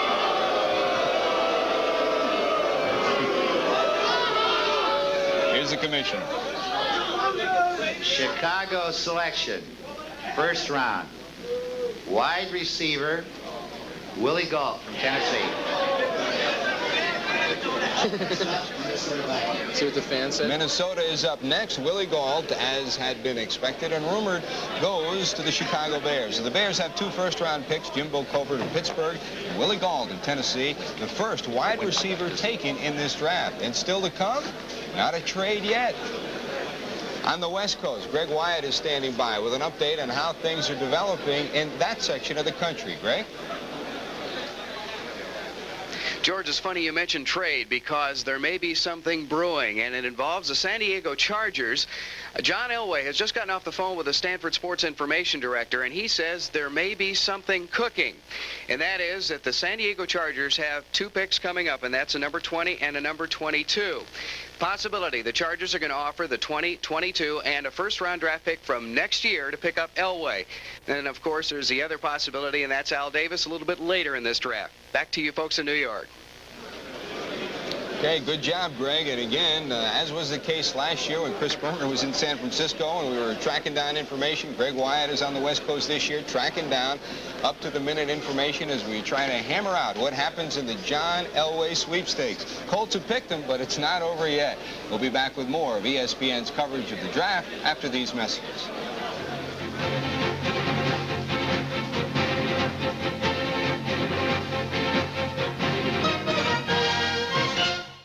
Again from Greg Wyatt, something could be in the works involving San Diego for John Elway, who was drafted number 1 by Baltimore. There has been no trading yet in this first round of draft day proper. We'll get back to New York for the selection by Minnesota, but now let's get out to Hawthorne, New Jersey. Lord Jim's and our very own Leandra Riley. Leandra.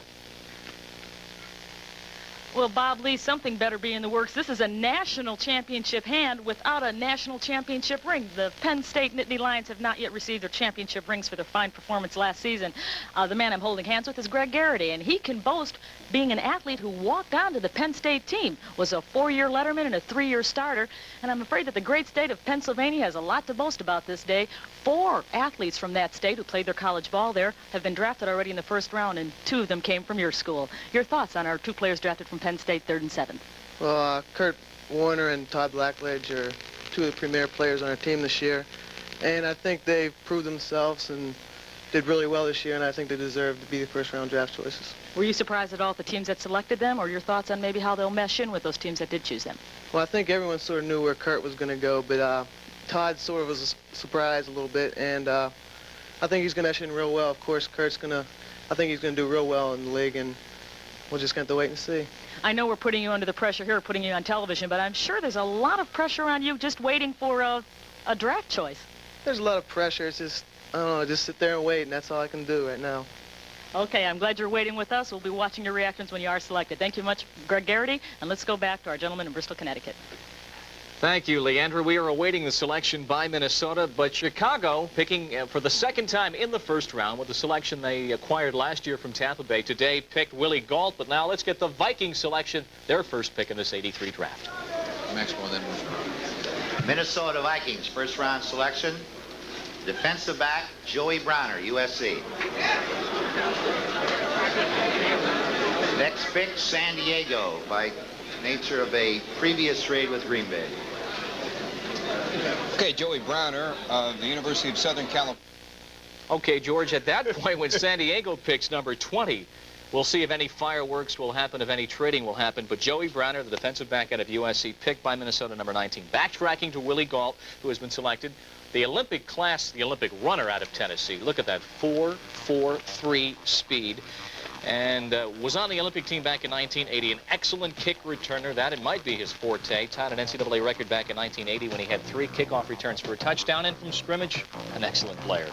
Well, the thing that's different about Gault, most sprinters are taught to run with their weight too far forward. They're trying to get that straight-ahead speed. But this man has got the agility, as you can see here, to change direction without losing speed. And he's also got great hands, great eyes, catches the ball. Averaging about 27 yards as a junior in kickoff returns, and caught 8 touchdown passes over the last 2 seasons and had about 650 yards in receptions. The Chargers, this could be a moment of high drop. Where are we going to stand with the Chargers? Let's get back to the Sheraton. Thanks, Bob. Let's go to the commissioner and see if the trade was worth it. San Diego, first round selection. Wide receiver, Gary Anderson of Arkansas. As night sets on the Baltimore Colts. So Gary Anderson does go to San Diego, not to where some of the projections have put him. The sun is setting on Baltimore. We were sitting here projecting a trade for those 2 San Diego low picks for Elway, and now I think the curtain is ringing down. It would appear that if anything was going to transpire, it would have been before this pick. something could happen after this pick, but it's highly doubtful now. It certainly appears that way. But as things happen in the NFL, talking to people in Baltimore last night, there was a talk that maybe they'd have to take Elway and make a trade later, but they didn't want San Diego to be making their picks for them. Who's to say they couldn't turn it? But San Diego right now with Billy Ray Smith helping in the defense, Gary Anderson, a good wide receiver, and another defensive and now pick. they have another player 2 picks from now. They get a good defensive end, a linebacker. They can just about do anything. Jim Jeffcoat, there's so many names out there they can still add. It's just a matter of Gene Klein have to pay all those 3 #1 picks, but they might look at it and say, hey, we don't need John Elway. Yeah. We've really upgraded I really our team. can't see how Baltimore can make a deal now. They can't trade for veterans. Well, Cush has said all along they want drafts. They don't want veterans, and they're going back on that. It's going to be tough to eat the pick and get nothing out of it. I really feel sorry for them. Ironic, too, because all of the discussions in the last couple of years surrounding San Diego stockpiling picks for the possibility of a trade, and now they end up using those picks, and they could end up being better off than all the trade talk that has been transpired. Well, one of my thoughts was, as great as John Elway is, I don't know if I would trade that many picks. And you have to look at it. The 4 Pro Bowl quarterbacks last year, there were 3 number 3s and a number 4. You go back the last 3 Super Bowls, the 6 starting quarterbacks, there was only 1 number 1, Jim Plunkett. You don't necessarily need the great quarterback that's picked number 1 in the draft to get to the Super Bowl. You know, it's easy to do it with other players. It's easy to second guess it now, but I think what everybody's afraid of is being embarrassed. If a guy turns out to be an all-timer, then you say, well, we let him go. And for years, you remembered as that. Okay, standing by, back at our ESPN headquarters is Bob Lee, with a fellow who's got to have a smile on his face. Joey Browner of the Trojans has been selected. Bob? Thank you, George. Let's get right to the telephone and talk with Joey Browner. Joey, congratulations, number 19 selection going to Minnesota. I guess you've just learned about the selection yourself. Yes, I did. They project you possibly as a strong safety in the pros. You played corner as an underclassman. You're a free safety your senior year. What's your favorite position? It doesn't really matter. You know, I played all the positions, so they're about equal. So whichever one they decide to play, they'll do okay with me. I think that the tradition that you represent is certainly a great asset, and I feel that that's one of the reasons that Minnesota's strong for you. I don't know what they're exactly looking for, but, you know, I'm just going to go there and do my best. Well, you're playing, you know, a couple of years ago, you'd be coming from USC and you'd be saying, oh, no, I'm outside. It's 20 below zero. AstroTurf going to be your home surface. What do you think of that, Joey? I never really played on it except for in high school my senior year, but, you know, I've been playing on grass for years, so it'll be something new for me. Have you talked to your brother Ross of the Bengals about what you're about to go through now? As a first-round selection, it's going to be a little bit of pressure on your shoulders going to camp, and also getting and hammering out a good contract. Have you talked it with your older brother? Well, I've talked to him a little bit about it, but, you know, it wasn't until now that, you know, I found out what team I was going with, and so now it's just a matter of just going in there and trying to get what I can. But I've talked to him about it. Okay, thanks, Joey. Congratulations again. Joey Browner out of USC, the number 19 selection overall. And looking at the scouting reports, his best number is for force. He's a man with a lot of power, and he'll be playing in the Minnesota Vikings backfield. Pittsburgh is about to select Joey Browner, having been selected by Minnesota, Gary Anderson by San Diego. How about the Steelers? Glenn Smith, hot as a pistol. Okay, Bob, we're waiting on the Steelers to see who their selection will be in the first round. The first pick for them of the day, they have 1 in the first round, 1 in the second, 1 in the third, and 1 in the fourth round. You're looking at the Pittsburgh Steeler desk, and Bob McCartney, who is manning the desk with them, talking with the folks back in Steeltown as they try to take their number 1 pick. Speculation here on who they'll be taking. I had the feeling they're going to be taking the defensive tackle, Gabe Rivera from Texas Tech, and then going to a 4-3. Now with Ray Pinney, their starting offensive tackle, gone to the USFL, they might go Mosbar, but I think they feel that there's a drop-off in quality. That Rivera is really the defensive lineman they want. Mosbar is just another guy. They could go wide receiver, worried about their Jim Smith is gone, too. Smith. They say Hawthorne is working out every day and looking very good at a receiver, so maybe they'll try and tough it through, hoping that he won't get hurt, go with the 2 wide receivers. I just have a feeling they're going to go for Rivera. Linebacker might certainly be a possibility with the retirement of Jack Ham. Vernon Maxwell from Arizona State is available, as is Darryl Talley from West Virginia. So you could see the Steelers doing that. Again, there's a number of players that could probably step in right away and help them. But certainly, as Paul pointed out, the defection of Ray Pinney yesterday certainly could have them looking towards the offensive line. This has been a team, when you look at it over the course of the last year, that's really gone through a great deal of transition. First, the coaches that left to the USFL, then the players that have gone to the USFL. New coaching staff, really, half the coaching staff was turned over. You got to give Chuck Noll credit for the job he did. And we talked earlier about who might have been hurt by the strike. I think this was the team that was hurt most by the strike this past year. Steelers have been severely wounded on offense by the strike, by Terry Bradshaw getting hurt. Now he has an elbow operation that they say isn't serious. Who knows? USFL taking 2 coaches and 3 players. I mean, they're getting bounced around. But I love that organization. I think they'll be back. Okay, we're waiting on the Pittsburgh Steelers selection. This their first pick of the 1983 collegiate draft. And while we're dealing with football today, don't forget, as it is the case in every April, as it has been over the last couple of years, it'll be the case again this year. We'll be bringing you WCT tennis, the WCT finals on ESPN. That's at 1:30 on the East Coast, 10:30 on the West Coast, starting Thursday. That's April the 28th. From Reunion Arena, Jim Simpson will be there. Cliff Drysdale will be there. Our award-winning team of tennis telecasters for the quarterfinals, live semifinal, and live championship coverage. It ends Sunday, May the 1st at 3 o'clock Eastern and noon Pacific. Lendl, McEnroe, Gerolaitis. Well, we've had some great tennis over the last couple of years. Ironically, usually it's the night before the draft, but the schedule's been changed a bit this year. We usually get a chance to watch it the night before, back-to-back coverage. So it's a big week of football, a big week of NBA basketball coming up tonight on ESPN, and the WCT finals as well. 7 minutes and change, and you can see the selection being made on the card. But again, remember, it's not odd to pick 2 or 3 players, have the cards written out, so when you get down to the wire, you just select one of those cards. But it looks like we've got a selection here for the Pittsburgh Steelers.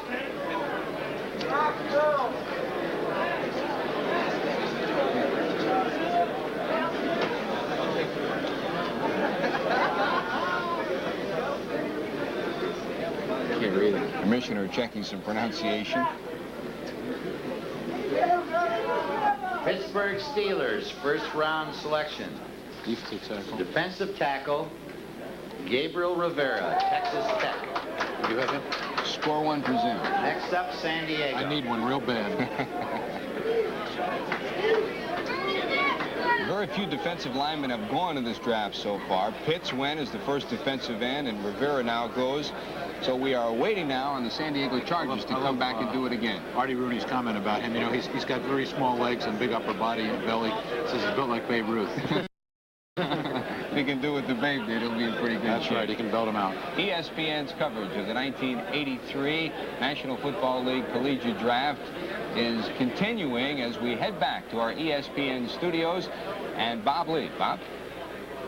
Thank you, George. The Chargers are next up, followed by Dallas, then the Jets. So Senor Sack, Gabriel Rivera out of Texas Tech, defensive lineman, has been selected by Pittsburgh. But let's get back to the second selection of the 3 that San Diego has owned and so far exercised in this first round. Gary Anderson, Bud, we call him a wide receiver, but this is a fellow that can do everything. He's a return specialist. He has been a pass receiver and also run the ball for the Hives. He's an all-around athlete who has played all of the offensive positions for Arkansas. He was a kick returner this year and a wide receiver most of the time, but he has that tremendous all-around athletic ability, and I think that he'll be an outstanding pass receiver. Anderson has been compared to a fellow like Stanley Morgan. Began the year as wide receiver this past year, and as we said, excellent kick returner. Was the MVP, Chris, of the Gator Bowl back in '81. In fact, some people call him a wide receiver even in scouting reports, and others who call him a running back, which shows you the dimension he will bring to this team. Yeah, he may have been compared to Stanley Morgan, but I don't know that he's going to break into wide receiver, although, you know, Joyner is getting up in years with that team. I think Anderson will be used as the game breaker type, much perhaps like they used Bruce Harper with the Jets, and maybe perhaps as they used Darren Nelson with the Vikings, although he certainly would not carry the ball as much as Darren Nelson will, but maybe a 1/2 to 2/3 of the time when you're an offense performer for the Chargers. And what we should say, Bob, is that in Billy Ray Smith and Gary Anderson, first of all, they both come from the same school, so that'll be easier to make the adjustment. Second of all, going in, barring that trade, which has not happened, I think what we've seen is the Chargers have gotten two, and now it's their next pick, two of the guys that they wanted out of those first round picks. All right, we're about 2.5 hours into this first round of the National Football League draft, about on schedule with what we've seen over past years. Let's take a look back at what we've seen so far in this first round. As we mentioned, John Elway has been selected by the Colts. A summary of round one, and then back with more with San Diego to pick. This is the door that I've waited so long to open. This is the day when I'm given the room to breathe. One chance at a lifetime, and my name is on the key. I say this day belongs to me. I believe it. If the stars are in my corner, I'll have love and laughter. This day belongs to me.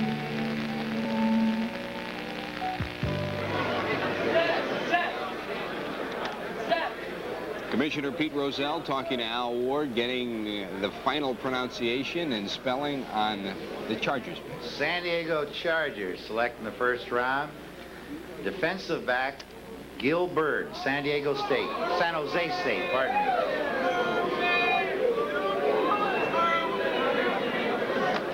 Next up, Dallas Cowboys. The Dallas Cowboys with their first selection. So San Diego so far has taken Billy Ray Smith, the linebacker from Arkansas, Gary Anderson, the wide receiver from Arkansas, and now defensive back Gil Bird from San Jose State. 3 picks for the Chargers. I think the Chargers have done just fine. They wanted, on their first 2 picks, they wanted Billy Ray Smith and Tim Lewis. Lewis was gone.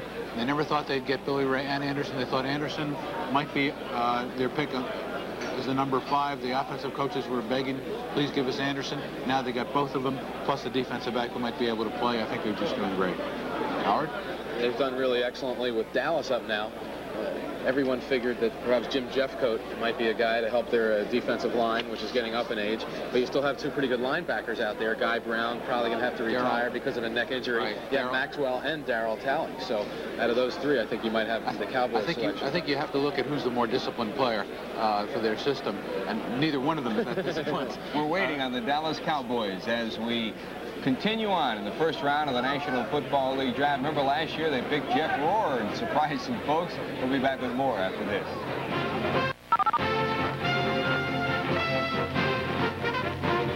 On ESPN with Bud Wilkinson and Chris Berman. I'm Bob Lee back in the Sports Center. The clock is ticking on the Dallas Cowboys, who year after year have been full of surprises. We'll talk about them in a second. Let's go back, though, a couple of selections and talk about how Pittsburgh has selected the man they call Senor Sack out of Texas Tech, Gabriel Rivera, who is so large and 280 is charitable. He can get up into the 300 range, 4.8 speed, man with a great deal of pursuit ability.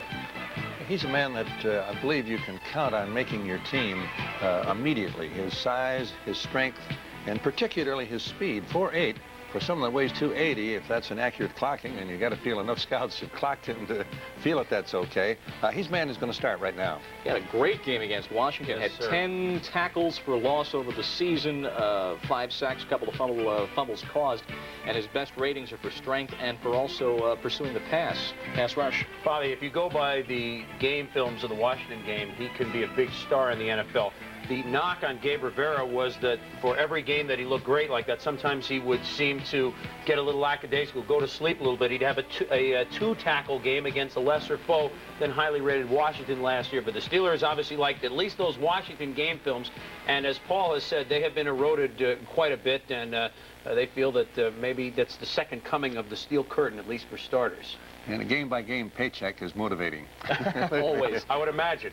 All right, let's quickly discuss the fact that San Diego has not made a trade, did not make a trade, did use each one of the 3 first-round selections, and with the final first-round selection, the 22nd overall, took a man out of San Jose State, Gil Bird, a defensive back, a man at 5'11", 192 pounds.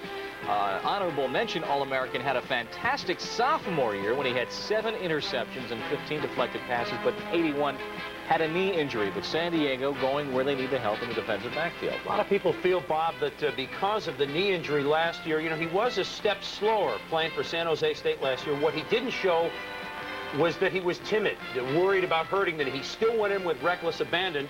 And a lot of times, Bud, you certainly know this, that coming off knee surgery and you play a position like that where the speed and the agility are such important things to have, it will take 2 years to come back from a knee problem. And although he was projected, Gil Bird was, as a third rounder, a lot of people feel that if he ever comes close to his 81 form in college, that he's a real steal.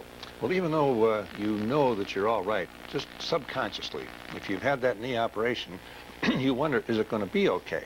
And after you have had enough experience, as you've already pointed out, you know it's all right, and at that point you play again the way you did before. Well, the clock is ticking on Dallas. San Diego has just selected Gil Bird. Let's get to the phone. We have Todd Blackledge live on the telephone. Todd Blackledge, the number 7 overall selection, selected today by Kansas City. Congratulations, Todd. It looks like you're walking into a situation where you can truly make a mark with the Chiefs. Well, thank you very much, Bob. I'm very excited to have been selected by Kansas City in the first round, and I'm looking forward to joining a new coach and a new offensive philosophy and just, doing a great job down there in Kansas City. Todd, you come from one of the great college football organizations. Year after year after year, Joe Paterno and Penn State are the mark of excellence. I think that'll have a great carryover value for you as you move to a team that hasn't had that kind of tradition. I think it's definitely going to be an advantage for me. In my 3 years of playing here at Penn State, I've played against all the great competition that any college player could play against. Some of the great teams in the country year in and year out. I've got a taste of competition. I've got a taste of what it takes to win games in tough situations and what it takes to come from behind and win and what it takes to be a championship team. And so I think that a lot of my character has been built here at playing at Penn State in the last 3 years, and I hope to take those inner qualities with me into pro football in Kansas City. Todd, this is Chris Berman. Your dad, assistant coach with the Steelers. Have you talked to him yet about going to KC? No, I haven't. He's pretty busy right now. He's going to be involved with the draft all day today, and we're planning on talking tomorrow. However, I was home this weekend in Canton, Ohio, and we got a chance to sit down and talk, and I met with Coach Makovic this past weekend in Canton, and so we both had somewhat of an idea that Kansas City might make me their selection, and that it was possible that they would draft me, and we were both very excited about that opportunity. Well, Todd, congratulations again for being selected number 7 overall in the draft. Todd Blackledge out of Penn State, the second quarterback selected. John Elway, of course, as expected, leading off the draft. Blackledge, Todd was selected as the second quarterback. Jim Kelly selected by Buffalo, 14th overall, and Tony Eason went to New England, so we've seen 4 quarterbacks in the top 15 picks. Sal Marciano is standing by in New York City. Sal? Okay, Bob, I'm here in the balcony at the New York Sheraton with the crowd known as the Draftniks. These are the people, the NFL fans, who come in here and try and expertly pick players in the first round. There are several prizes to be won with the most selections in the first round. We are waiting on the Dallas Cowboys. Just over 7 minutes to go on their pick, the 23rd pick in the first round. Coming up next, the New York Jets, so there'll be high tension here in the balcony. It's been a relatively quiet balcony at this draft. The New York Giants picked 10th in the first draft, and they chose Terry Kennard, a cornerback from Clemson, and there were no protestations, no booing, which is quite unusual. But now we're starting to get it. Okay, I want to talk to a couple of fans who are selecting choices. How are you doing in the first round for the prizes? I'm doing okay. I missed 2 picks so far. One was a surprise, Gil Bird, and the other one, Gabriel Rivera. I just didn't think he was a first rounder. And let me ask you, how are you doing on what you have written down as D-Day? Your first name is Jane. Yes, well, he wrote that on D-Day. I have also 20 out of 22 picks so far, with 8 in going to the correct team. But that's not so good. Are you either Giants or Jets fans? Jets. Jet fans. So who do you think the Jets should pick? I think they got a real good shot. They might as well take Dan Marino and get some depth at quarterback behind Richard Todd. What's your expertise? I agree with him. I think so. Dan Marino also. Okay, from the quiet balcony at the NFL draft, let's now return to the guys at the desk.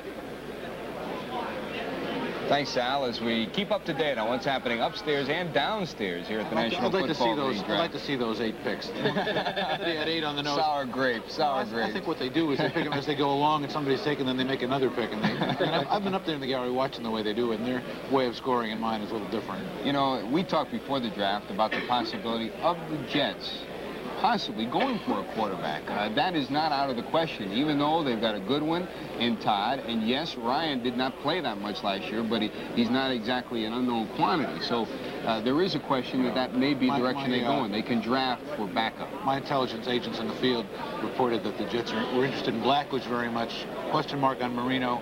They liked defensive tackle Mike Charles of Syracuse very much, and they also liked George Achika, defensive tackle of SC. You can't get that kind of information from Mike Hickey because he likes to stitch up with misinformation. What do you think, Howard? That's pretty much what I've thought. I think the defensive line would probably be a spot where they might look to add some depth. The Jets are right now in a situation where they're a very young team and they're very strong in a lot of positions, and they don't really have any glaring needs, so to speak. So they really can't go wrong at whatever they do. It's going to be a player who's going to step in. He might not start right away, but he's going to give them depth, and they keep building on this, and they're in a good position, really. I think they really feel that the strength of their team has got to be the pass rush. They're a little worried about Abdul Salam as their left tackle, his knees. Klecko. I think they feel Klecko can come back. And if he doesn't, for a while, the kid that replaced him last year was terrific. Henny Neal. Very good. I think they're not worried that much about the outside pass rush. They want a real sturdy guy inside to absorb the double team to free up Marty Lyons, whose legs took a terrible beating last year. So I think that Charles-Achika projection wouldn't be bad right now. Dallas Cowboys we are waiting on in the National Football League draft. Tom Landry, Gil Brandt and company trying to hammer out their selection. They have one in each of the first 4 rounds.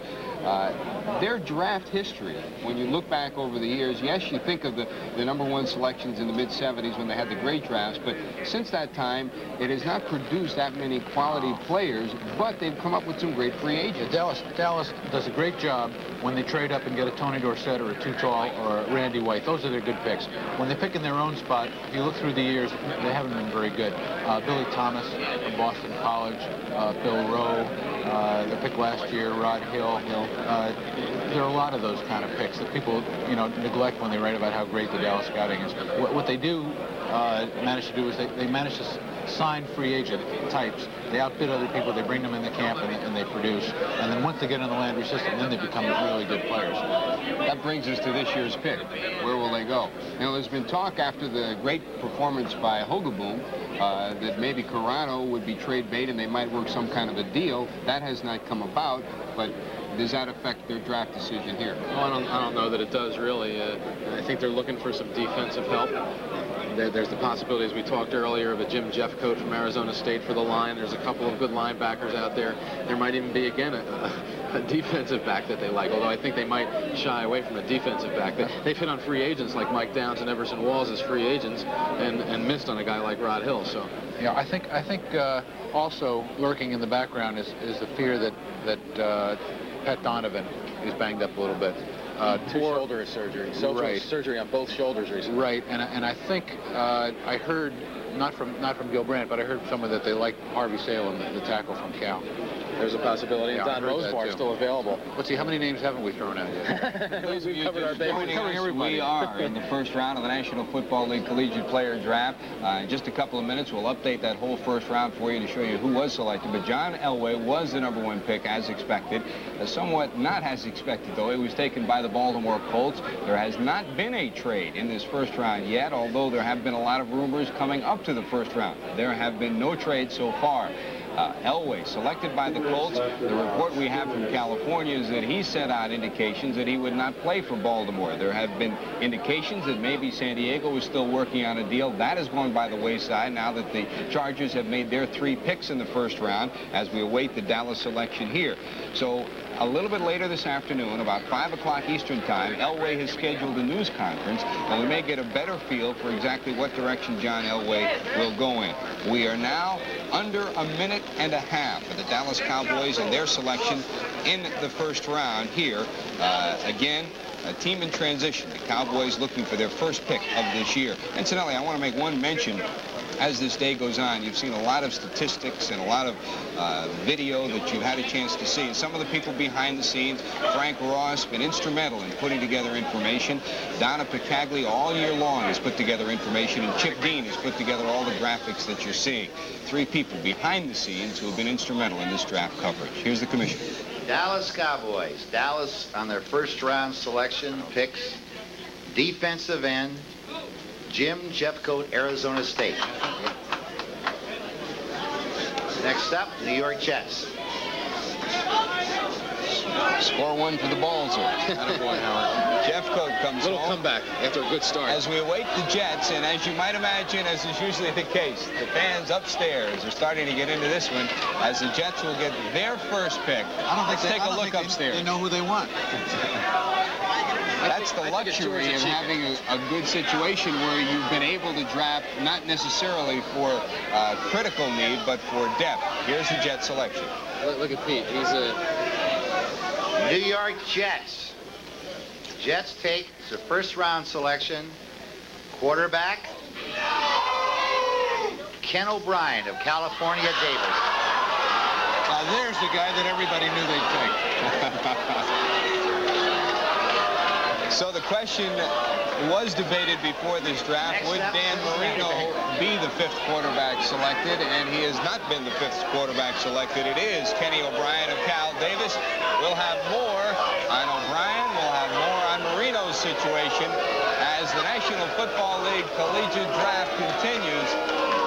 Upstairs, you can hear the Jet fans questioning this selection. Let's go across the river to Leandra Riley and get her reaction to the Jets pick. Leandra, what's happening over there? We got a riot going on here. Well, what's happening over here is a lot of surprise. Everybody went, what? They were expecting, I guess, Dan Marino. And right now I'm with Dave Jennings. What was your reaction? You said it would be a quarterback. Well, I didn't think it would be Dan Marino. I thought they'd go another way, and the Jets were in a position where they could go a lot of ways. It almost reminds me of the Giants back in '79 when they took Phil Simms, and a lot of people said, Phil who? And so we might have the same type of situation here. But again, the Jets in a position looking for a backup. They wanted, I guess, a quarterback, and they got one here in the first round. All right, that would have to be the philosophy of the Jets. They're pretty strong overall. They need depth, so they need something from behind in case there are any injuries. Your thoughts on the Jets second time around? I know you're a Giant and all, but they pick pretty late the next time around, too. They do, and that's because they've done well drafting the past 5 or 6 years. They have a good team. I think in the second round they might look at a tight end or a defensive back, or maybe some help now on that defensive line. Thank you, Dave Jennings. Gentlemen? Back at the NFL draft, the New York Sheridan in the balcony. I'm Sal Marciano. With me are several Jets fans. They're all yelling, who is Ken Davis? Mike Eisenberg won a trip to the Super Bowl a few years ago with the most first-round selections. And today, Bill Bryan, picked by the Jets, Ken O'Brien. You had, up until this point, you had 12 perfect picks. Right. Well, I thought that, the talk was that the Jets were going to go for a quarterback, but everybody said if Marino was going to be around at that time, they'd take Marino. Obviously, the Jets know something that, the people up here don't. Ken O'Brien was a surprise pick to the fans, but the Jets draft over the past few years has been impressive. So, we shall see in a couple of years how good the pick was. So, Mike, you're still in the running with 12 first-round picks. I hope you get another trip to the Super Bowl. I hope so, too. I'd be very happy to. And so far, so good. I'm just hoping 1 or 2 more picks down the stretch, and I'll be right there for the prize. Okay. I wonder if Richard Todd is asking who's Ken O'Brien. We'll continue with more of the NFL draft from New York City after this timeout on ESPN.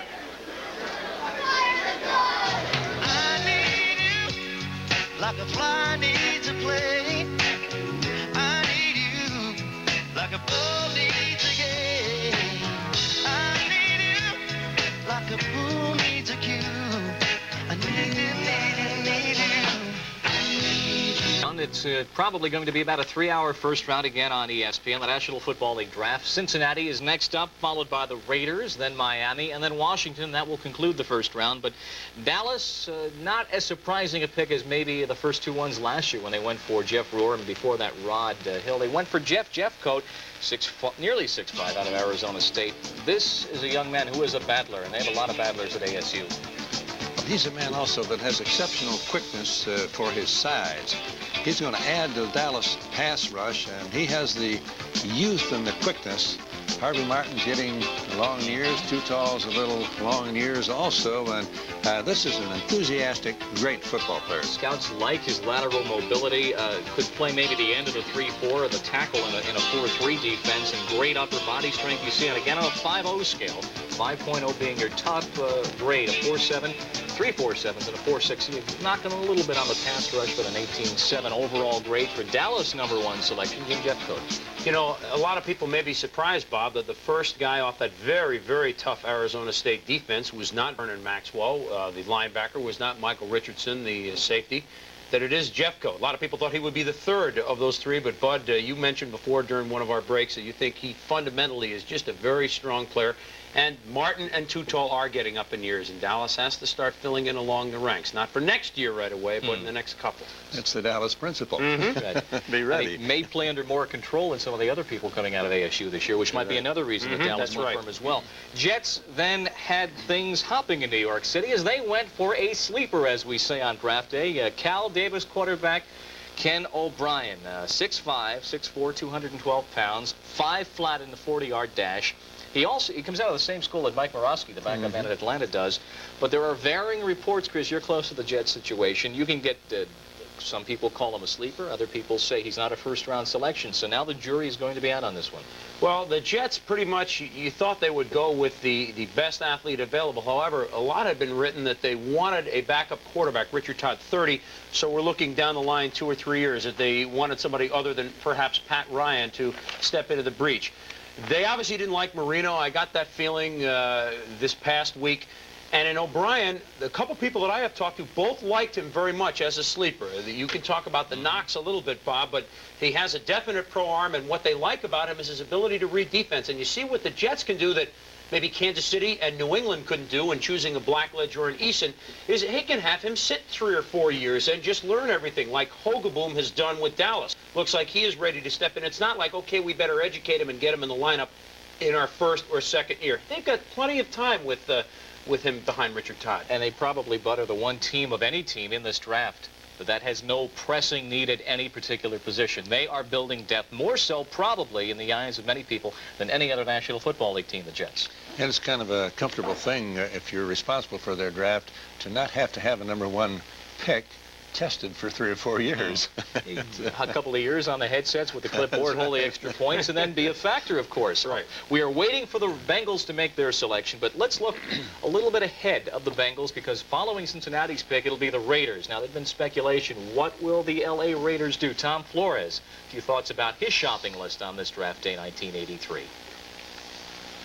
We're always looking for quality players. We're not so much interested in position as we are quality. If we see there's a great player and someone that could help us in a position that we need help, we're going to take that great player instead. Take a great player, best player available. That's always the great phrase of draft day. Will we see any trades in round 1? We have not to date. San Diego did not make a deal. Again, to update you on John Elway, the Colts took him. There will be a press conference, 2 Pacific, 5 Eastern time, we understand, in the San Jose area, at which time John may, to the public, address the question, the Colts or the Yankees. We have not had a trade. Will the Raiders try? Can the Raiders make a deal? Can they make a deal at this point with Baltimore? Well, I think anybody can make a deal, and this is sort of like the New York Stock Exchange. They're trading all the time, and the phones are ringing. I'm sure of that. But whether there's a commodity to change teams, I think that might be another consideration at this point, though. Whether at this point in the first round there's any coin on the table for the Raiders to put out there and say, I'll see you. I don't think so. We talked before that they were trying to trade up with teams like the Bears to get several other picks to at least appease Baltimore. As we understand from Greg Wyatt, recently, the last hour, Cush has talked again to the Elway folks. I know, Bud, you say you'd be very, very surprised to see him play baseball, even though our early indications today, now that Baltimore has drafted John Elway, is that he will play with the Yankees. I'd be surprised to see him play baseball, too. He can be the best in football. In baseball, he can be a starter and fairly productive. Well, I think that the Raiders could certainly use another backup quarterback. Plunkett has been around a long time. He's been a great player, but he's had his ups and downs, and somebody new that could really make it happen for him, be an invaluable asset. Well, we may learn a great deal more about that situation in about, Mickey's hands tell us, about 3 hours from now. So that'll be in San Jose, California. Actually, 6 hours from now, it'll be Pacific time. The Bengals are up. Let's see exactly what's happening at the New York Sheraton. George Grant is there.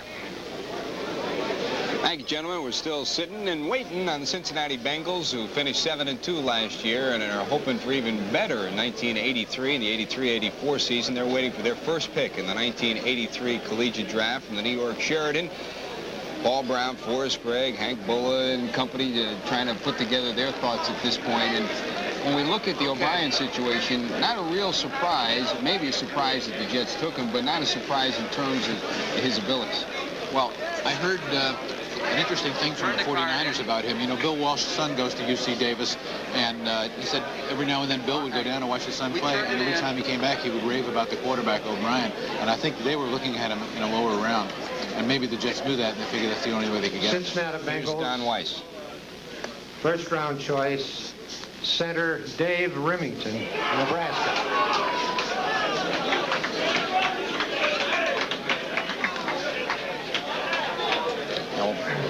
Los Angeles Raiders are up.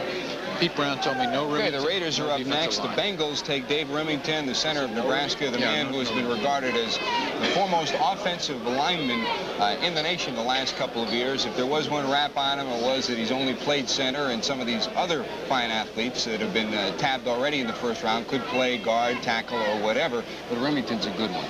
Well, I was just showing Howard my notes here.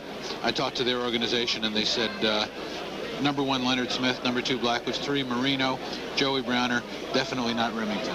Close. Yeah, that shows what I know. It shows that you never know what to believe is what it shows. It's right. That just shows about the draft. It's become a big guessing game, obviously. But of course, to the personnel guys, it's their livelihood, and a lot of them are just a little freer with the information. Some people just try to throw you off the track. Some of us won't forget. It's a question of one-upmanship too. As Jimmy the Greek looks on from CBS Sports as we put the picture together for the 1983 collegiate draft. We'll be back with more after these messages. The Los Angeles Raiders in their selection here in the first round of the National Football League collegiate draft. Dave Remington has just been tabbed by the Cincinnati Bengals, their first pick of this draft. When you look at the Raiders in their history, this is a team that won the 1976 title through the draft, but then won the 80 title without a first-round pick. Let's evaluate them. The Los Angeles Raiders will have the 26th pick in this year's NFL draft. The Raiders are the only team in the league to build a Super Bowl champion via the draft in 1976 and then turn around and disdain the same building tool. Oakland did not exercise a first-round draft pick from 1976 through 1979 and utilized the entire player personnel process to build another championship winner. The 1980 team had a total of 14 new faces. Most were acquired via trades and signed as free agents. It was a remarkable feat for a team in distinct transition, as indicated by the fact that the club suffered through its first losing campaign since the arrival of Al Davis and thereby missed the playoffs for the third time in the last 4 years. Then the club turns around, returns to the draft, and has remarkable success, utilizing the loftiest drafting position since they started the common draft in 1967. The Raiders secured the services of Heisman Trophy winner and eventual Rookie of the Year Marcus Allen. He joined forces with the club's pair of 1981 first-round picks, Kurt Marsh and Ted Watts. Then, in the last 3 years, the Raiders have added a total of 5 starters acquired in the premium rounds. The most prominent drafting error in the premium rounds was Ted McKnight, who was cut after being chosen in the second round in 1977. He went on to enjoy good success with the Chiefs before ruining a knee and winding up in Buffalo. Of the 7 former Raiders starting around the rest of the league, the only player who could start for this year's team is San Diego's Rolf Bernerska. So far as the primary needs of the Raiders going into the 1983 NFL draft, you have to look at it this way. Injuries and aging personnel in several areas will see the Raiders direct their drafting efforts toward fortifying their linebacking core, the club's pass rush, as well as obtaining a quality wide receiver prospect with the speed that Al Davis is so fond of. The Los Angeles Raiders going into the 1983 draft. Thank you very much, David Sullivan. Hendricks, 36 years of age. The Twos is 33, had some injuries. Will they go for the pass rush help? We'll find out. They're on the phone taking a look now. We're waiting on the Raiders pick. Already selected. The Cincinnati Bengals have just taken Dave Remington, the fine center out of Nebraska. Let's go back to Bob and company and find out how he grades out. Bob? It's no secret George Dave Remington grades out by far as the best center. As you mentioned earlier, you alluded to the fact, though, he is a pure center. He owns the Outland Trophy, but he goes now to Cincinnati in round one, 6'3", 290 pounds. Well, people should never overlook the value of a center. Every play begins when he hands the ball to the quarterback. And if he can control a nose man playing opposite him, as you can see Remington do, he's so big, so strong, so fast off the ball, you have the basic ingredient to begin every offensive play. You take another look at him here, and he just dominates. He's a very experienced pass protector, and another thing that makes him a valuable asset is his ability to be part of an organization, and Nebraska is one of the great football organizations in the collegiate ranks. He won the Outland, he won the Lombardi, and in the scouting report we had a chance to grade him out. Strength was a perfect grade, and his run blocking was a perfect grade, and pass blocking was his lowest at 4.6. But right now, Remington going to Cincinnati, and the Bengals making a center their first-round selection. I wonder if Paul Brown and company have a sense of deja vu here. When they were an expansion franchise in the late 60s in the AFL, the first pick of the draft, their first pick overall was Bob Johnson, the center, and he played for 10, 12 years. Blair Bush has played there the last few years. But it's not bad if they project Remington for another 10 to 15 years if they can have three guys playing center for a quarter of a century, and that may be what happens. So maybe deja vu here. You know, Remington may still have been the best lineman, even though Hinton went fourth overall in the draft at Denver. But the way the pro game has gone these days, it's more a tackle bookend-oriented thing. So Remington may have graded out highest, but no surprise that he went below several of the tackles. We are standing by to see what the Raiders do. They are the third from last selection in this, the first round. Miami will follow the Raiders and then Washington. But then again, picking early in the second round will be the Rams. Let's get out to Los Angeles. Greg Wyatt standing by with Rich Roberts of the Los Angeles Times. Greg? Bob, the sun is up here in Southern California, and I guess you could say the guy in the driver's seat here at the Rams camp is Rich Roberts of the LA Times. And, of course, the folks across town have the next pick. Your thoughts on this whole Elway situation? The one word that seems to be cropping up in both Northern California and here in Southern California is greed, that Baltimore just wanted simply too much. Well, I don't know. I know the Raiders are making all kinds of moves the last few days trying to work their way into a position to draft Elway, and I think it might have concerned the people here at Rams Park a little bit too that their number 2 pick for Dickerson was going to be upstaged. Right now it doesn't appear that's going to happen, but who knows. Of course, any considerations for draft picks involved now would seem to be gone by the boards. So any deal for Elway now would have to involve live bodies or whatever else might be in the works. It's just hard to say. It's kind of bewildering that Baltimore would sign him or would draft him without having him signed or some commitment from him, though.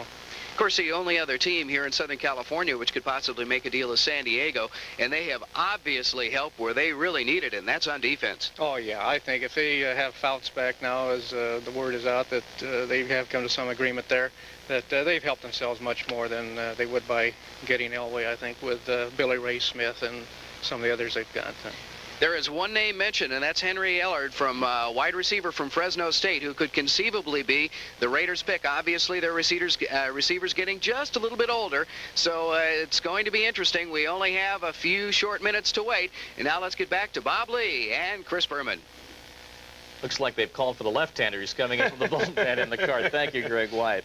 Less than 5 minutes now for the Raiders to make their selection in the first round. And there, as you've just joined, has been no trading at all today in the first round so far. John Elway has been selected by Baltimore. We have had 25 selections so far in this draft, and we were just looking up and down our notes. And whereas in past years it might have flip-flopped, last year not certainly one of those years, but only 8 of the 25 selected so far, Bud, have been defensive players. We've been saying it's an offensive draft, and this has been borne out time and time again. We've had 4 or 5 defensive backs so far, and we understand the Raiders are about to pick, so just a quick thought on the defensive lack in this draft.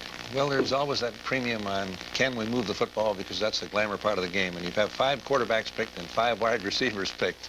And that tells you something about what teams are looking for. And Remington, by being picked 25th, even though he's an excellent lineman. It cost him a little bit of money not going in the top 10. It may cost him a little bit of money, Bob, but he's also going to a team that can get him right in the Super Bowl, or at least along the line in the AFC playoffs. So he may get that money right back by going to an established winner. Very possibly. The Raiders have counted it down to the 4-minute mark on the large timepiece in the main ballroom of the Sheraton. It'll be the Raiders, Miami, and Washington to end this, the first round. And it's gone pretty much according to schedule. We've just passed the 3-hour mark. George Grant standing by in New York City. George? Thank you, gentlemen. We're waiting on the Raiders 3 minutes and change as they are contemplating their first-round pick in this National Football League draft. It's football today, but don't forget, Saturday, May the 7th, live, beginning at 11 a.m. Eastern Time, 8 a.m. Pacific Time. It's the Horsies. Join Byron Williams, Del Hancock, and Lou Palmer for 5.5 hours of coverage on all 7 pre-races. We'll be covering pre-Kentucky Derby from Churchill Downs. You can see it right here on your source for sports, leading up to the 109th Run for the Roses.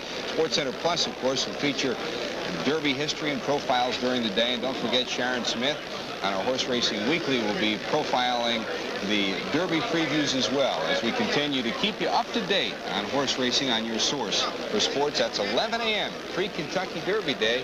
That's live Saturday, May the 7th. We're waiting on the Raiders right now, the Los Angeles Raiders, and Zim, it appears that at this point in time, I don't know whether the concept of a trade is still very much alive, but still very much alive is the number of options that the Raiders would have. Well, the only thing I could see that would interest Baltimore would be 1 and a 2 this year, 1 or another 1 if they should somehow manage to trade to get it, pair of 1s next year, and then Baltimore could say, well, we got what we wanted, we just had to wait a year. But I don't know. I'm sort of giving up on that. I see the Raiders picked it. Well, I'm just looking at the names that I had penciled in for them. I had them projected to pick Remington. I think they're interested in Mosbar too. They want good, sturdy linemen. Al Davis loves SC players, as you know. I think they like Achika, another Trojan. Another Trojan. The other people that they liked are gone. I've heard some people say they're interested in Marino. He would be a reclamation project, which Al thrives on. As you know, the coach was a former quarterback. Maybe they feel that Marino would be a guy. Then they'd have 2 young quarterbacks, Wilson and Marino. Who's to say in 2 years, 3 years would be better? Let's talk a little bit about the Marino situation. We can date back in our coverage of college football and also right through to the Senior Bowl in Alabama, and a lot of the scouts felt that Dan Marino did not progress as much as a quarterback should progress, having played for a prominent program like Pittsburgh for 4 years. They said he was making some mistakes that he would make as a sophomore in his senior year. What did you hear around the league, Howard? Well, pretty much those same things. His senior year certainly was not a good year for the whole team. So there still were supposedly some scouts who felt that some of his receivers gave up on him. You know about the Tim Lewis situation where he criticized some of the wide receivers near the end of the season. So there was the wonder of whether it was all Marino's fault or whether just the whole team sort of fell down on him. So, well, obviously, a lot of scouts think that he's flawed because he's not been drafted. Bobby Beathard told me that they didn't even think he threw that well. He said he pushes it rather than whips it. And I think a wide receiver might be a chance for the Raiders, either Henry Ellard or Glenn Young. Okay, here is the commissioner with the Raiders selection on the first round. He's checking the pronunciation. Is he checking a trade or pronunciation? He's checking something. Maybe he just doesn't want to make Al's pick. Maybe it's John Elway, like you said earlier. Los Angeles Raiders, first round selection. Tackle, Don Mosbar, USC. Next up, Miami Dolphins. As expected, they do go to the Trojans, and they do go to the line. They go to the offensive tackle, not possibly the defensive help that they were looking for. And Mosbar, regarded by some as clearly a first rounder, but regarded by others as possibly maybe a second or third rounder. Well, I think the consensus on him was that he fell exactly where people thought he would, as the 4th best offensive lineman and low first round. I think that was chalk. Okay, Don Mosbar selected by the LA Raiders in the first round. As we continue our coverage of the National Football League draft, we'll be back with more. We're holding on the next pick from the New York Sheridan. On ESPN, we continue with live coverage from Los Angeles, California, from the Sheraton Ballroom in New York City, from the ESPN Sports Center, and also from Lord Jim's in Hawthorne, New Jersey, where Leandro Riley is on hand with Tommy Vigorito. The Dolphins are next up. Let's hear about that pick. I'm back with Tommy Vigorito here at Lord Jim's in Hawthorne, New Jersey, and he's with the Miami Dolphins, and I'm going to put you on the spot. Why don't you give us a scouting report? This is an inside report on the Miami Dolphins. Well, I think our biggest asset is the fact that if you take Kuchenberg and Vernon Hurd out of our lineup, we are the youngest team in the NFL. And having the experience of going to the Super Bowl last year and everybody coming back this year and being so young, you know, we got nowhere to go but up. And hopefully that's what will happen. Next year we'll win it. All right, I don't think I can ask you how can you get experience in the draft. These guys are younger than you are, but what should the Dolphins go for in this draft? I think the fact that we brought Vern out of retirement last year, they're not going to want to do that again because he said he's refused to come off his farm again this year. So I think we're going to go after defensive linemen if there's any quality defensive linemen around at the time. And if we don't get a defensive lineman, we'll probably go to the defensive secondary for help. Those will probably our two most important factors where we need more backup help right now than we do starters. All right, thank you very much, Tommy Vigorito. Comments on the defense for the Dolphins. Gentlemen? All right, so a good look at what Miami might be doing. They, in effect, though, will have two #1 selections because David Overstreet has come back from Canada, leaving the debacle of the Montreal Alouettes. So, in essence, with Overstreet coming to camp this July, they'll have two #1s. Right. And you can't quibble with something like that because Pittsburgh will be in the same situation with Keith Gary having come back from Canada at the same time. I would guess what Vigorito said is very accurate. All righty, and plus, you look at Miami over the years, having had 4 different player personnel men. You had Don Shula, the Rock of Gibraltar, more than a coach, just about club president when you think about it. Well, the best coach around, really, and I'm sorry, there's several of the other good ones around, but Shula's the best. I think that if we're to believe what Vigorito says, and of course, it's not like Don called up Tommy this morning and told him what to say. Mike Charles of Syracuse may be a good guess here. Perhaps a cornerback, but I think the guys that might have been around for the first-round picks are gone. A sleeper in the cornerback area, Darrell Green, Texas A&I, if they want a burner. But Miami's starting defensive backfield is pretty strong, Bob. All right, what about John Tice, need for a tight end out of Maryland? We're talking about that before the Dolphins. Their selection in New York City, they will be making selection number 27 with Washington to follow as we conclude round 1, but the Dolphins about to make their selection right now.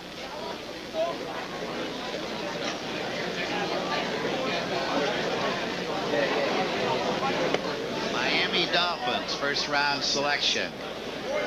The Dolphins select quarterback Dan Marino of Pittsburgh.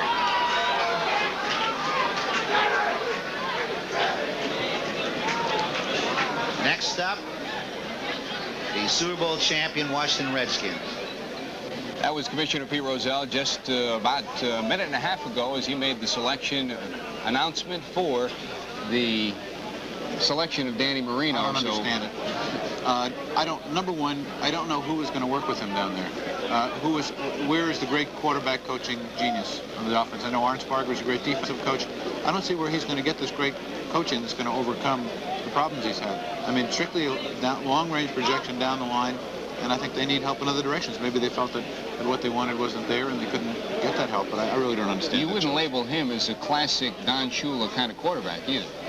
No, and that's true. But again, they got to the Super Bowl with a David Woodley at quarterback, and they must figure that they can certainly, if they can get it out of David Woodley, you got to figure they think they can get it out of Dan Marino. I don't know what is a classic Shula quarterback. He's only had one really great quarterback, and that's Greasy.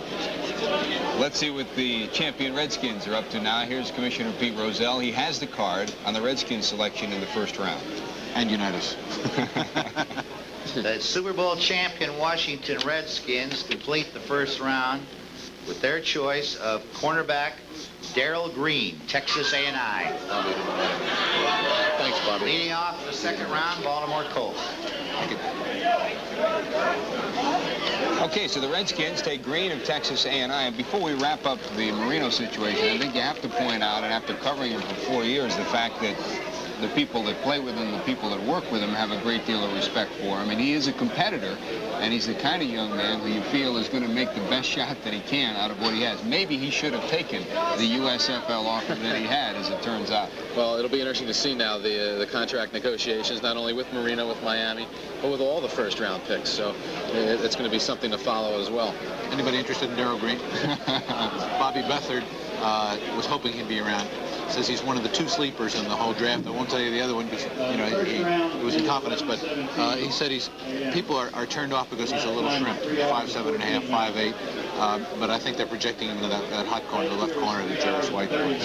And Bobby Beathard, he's one of those guys. He has a feeling about a player, and very rarely is he wrong. One note on Don Mosbar, quickly. 2 Southern Cal offensive linemen drafted in the first round. In the last 5 years, USC has had 7 offensive linemen taken on the first round. 5 years in a row, they've had at least one, and a total of 7 in the last 5 years. All right, so the Washington Redskins, the Super Bowl champions, have come home with their selection, their third first-round pick since 1968. They haven't had too many of them, but they've got their first 3 picks this time around. Let's take a look at round 1 in conclusion.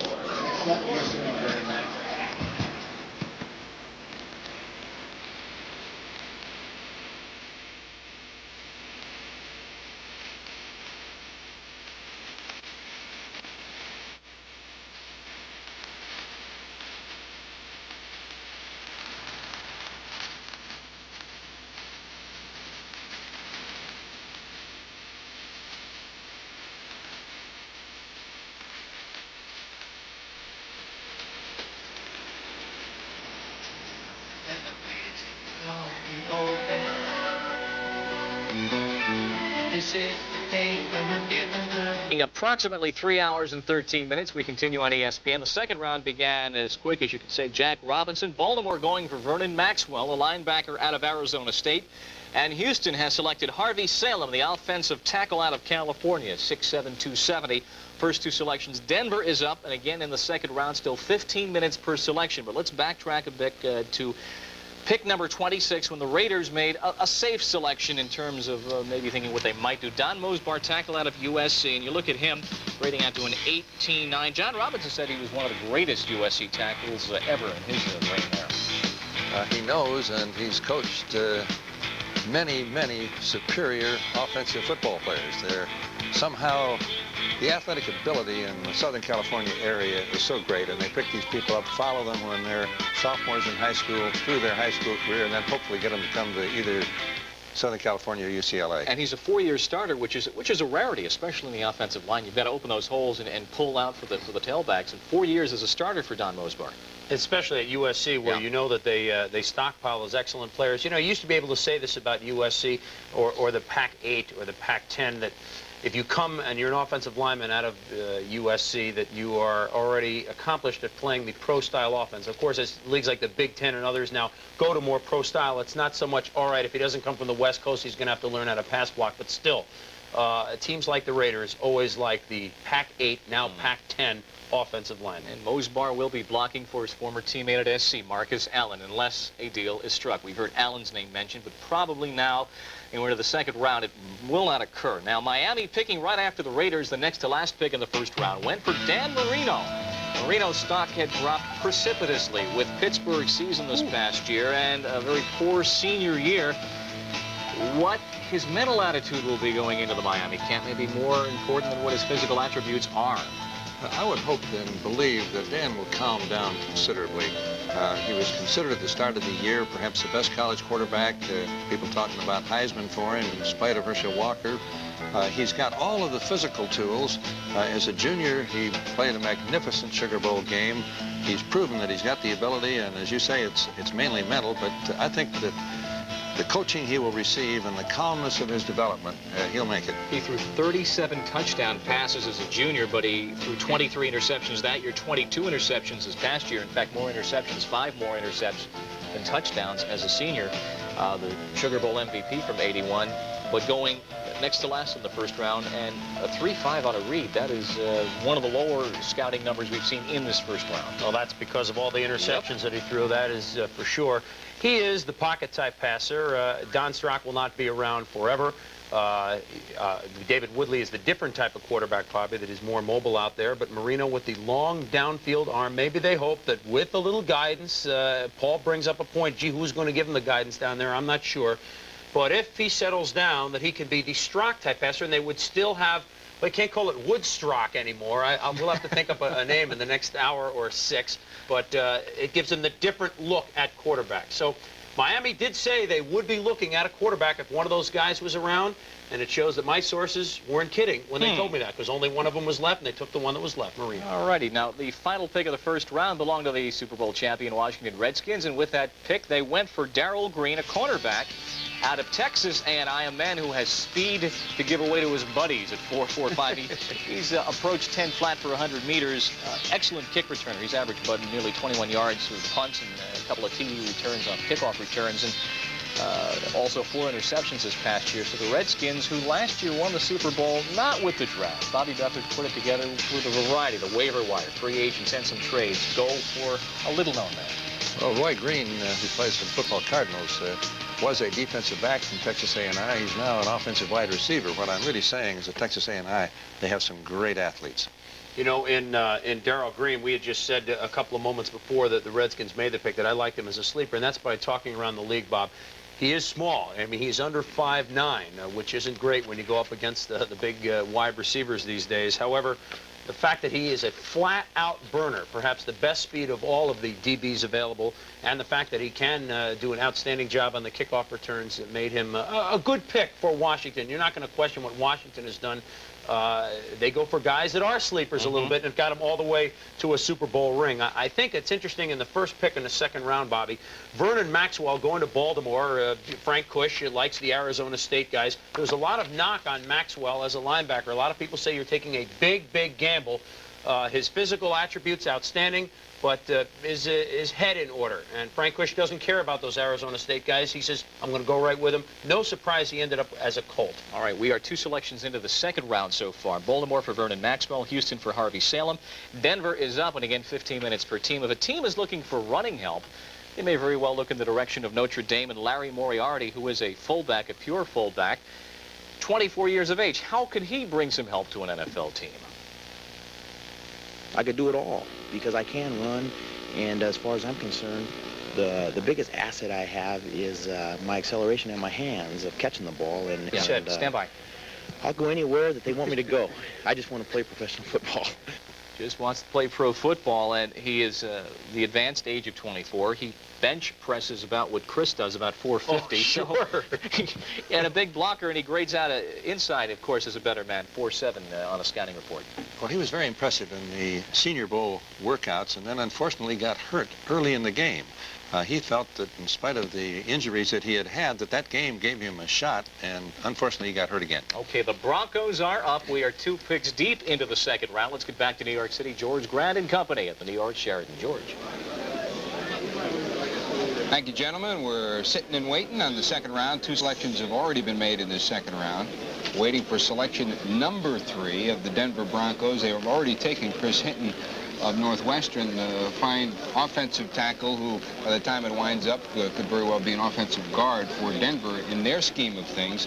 And for those of you that are sitting and waiting for word from Tampa Bay, San Francisco, the Browns, and the Saints, they did not have a first-round pick due to various trades and other deals. The Saints, of course, lost theirs in the Bruce Clark deal. The Browns and the Cousineau deal, Tampa Bay and the Reese deal from last year, and San Francisco's deal went to San Diego, so they did not have first-round selections, and we'll be filling you in on how they transpire from here on out in the draft, because we'll be here until 6 o'clock Eastern Time, 3 o'clock Pacific, with our live coverage of the draft. And then in case you missed some of it and want to check out exactly what happened in this first round of play, well, we'll be back again tonight at 10:30 Eastern Time, 7:30 Pacific Time. Dave Sullivan will be there. They'll wrap up a full day of draft coverage on our 1983 draft review. That's tonight at 10:30 Eastern, 7:30 Pacific. We'll give you a comprehensive look at what transpired in today's draft. And of course, we got a lot more to come before we get to talking about wrapping things up in this. And how do you see this pick going? Well, we were just talking about all the talent that's left now. You have your pick of the tight ends. Malarkey, Faulkner, Tice, that group. You've got a terrific little cornerback called Jeremiah Castile from Alabama. Now, there's a guy I know is going to play for somebody and play well. And everybody else says so, but he doesn't project that well with the computers. He was graded very well in the Senior Bowl. He's a great player. He's a great player, and he's going to play well for somebody. And I don't know why they don't pick somebody like that, but, you know, he's a little too short or too this or too that. Great player. You've got your second echelon running backs, a whole bunch of them. Hector, McSwain, Austin, that group, Moriarty, who's going to help somebody. You've got Steve Court, good guard from Arkansas left. There are some players. I mean, you've got all those defensive tackles we talked about before, Chica and Charles. I think there's a lot of talent still there. We've talked a lot the last couple of years about the strength of this year's National Football League draft. The fact that the USFL did skim off some of the athletes off the top still has left us with a good draft. Not as great a draft as it might have been had it not been for a USFL year. But how deep are we from here on out, Howard? I still think it's going to be very deep through about certainly through the third round. I still think there's going to be some real good players available in the third round. That's why we saw Houston trading up to get all those extra choices. 8 picks in the first 88 players. So they think it's pretty strong through 88, 100 players. So like you said, the USFL took some good players, there's no question about it. But as deep as this draft was, there's still a lot of good players left. And Denver now coming down on just a little over 3 minutes. As Paul said, they have some problems in the secondary. Aaron Kyle retired. There's a little contract situation with Steve Foley, who was injured all of last year anyway. You have a couple good safeties available. Mike Richardson from Arizona State. So there are still a lot of good players, and some teams are going to be getting some good ones down the line. Let's take a look at what is one way of looking at the first round of this National Football League draft. The most number of athletes were from the quarterback ranking. 6 quarterbacks were taken. And interestingly, every AFC team that drafted a quarterback in this first round in the Eastern Division of the AFC, every one of them has picked up a quarterback. Baltimore, of course, in the first draft took Elway. Buffalo had 2 picks in the first round. One of them went to Kelly out of Miami. New England took Eason. The Jets took O'Brien. And Miami took Marino. So that's amazing. I mean, you could sit here, we look at so many things, and an obvious fact like that, just jumps out when you see it like that. That is amazing. And with, of course, O'Brien in there, 6 quarterbacks and 4 taken on the first round. Cold weather areas. Don Weiss ready to give us the pick for the Denver Broncos. Denver in the second round selects Mark Cooper, tackle, Miami. Los Angeles Rams are up. The Rams are up next. The Broncos took Chris Hinton the first time out of the box. Now they've taken Mark Cooper out of Miami. The Rams have already selected Dickerson out of SMU. Will wait on their second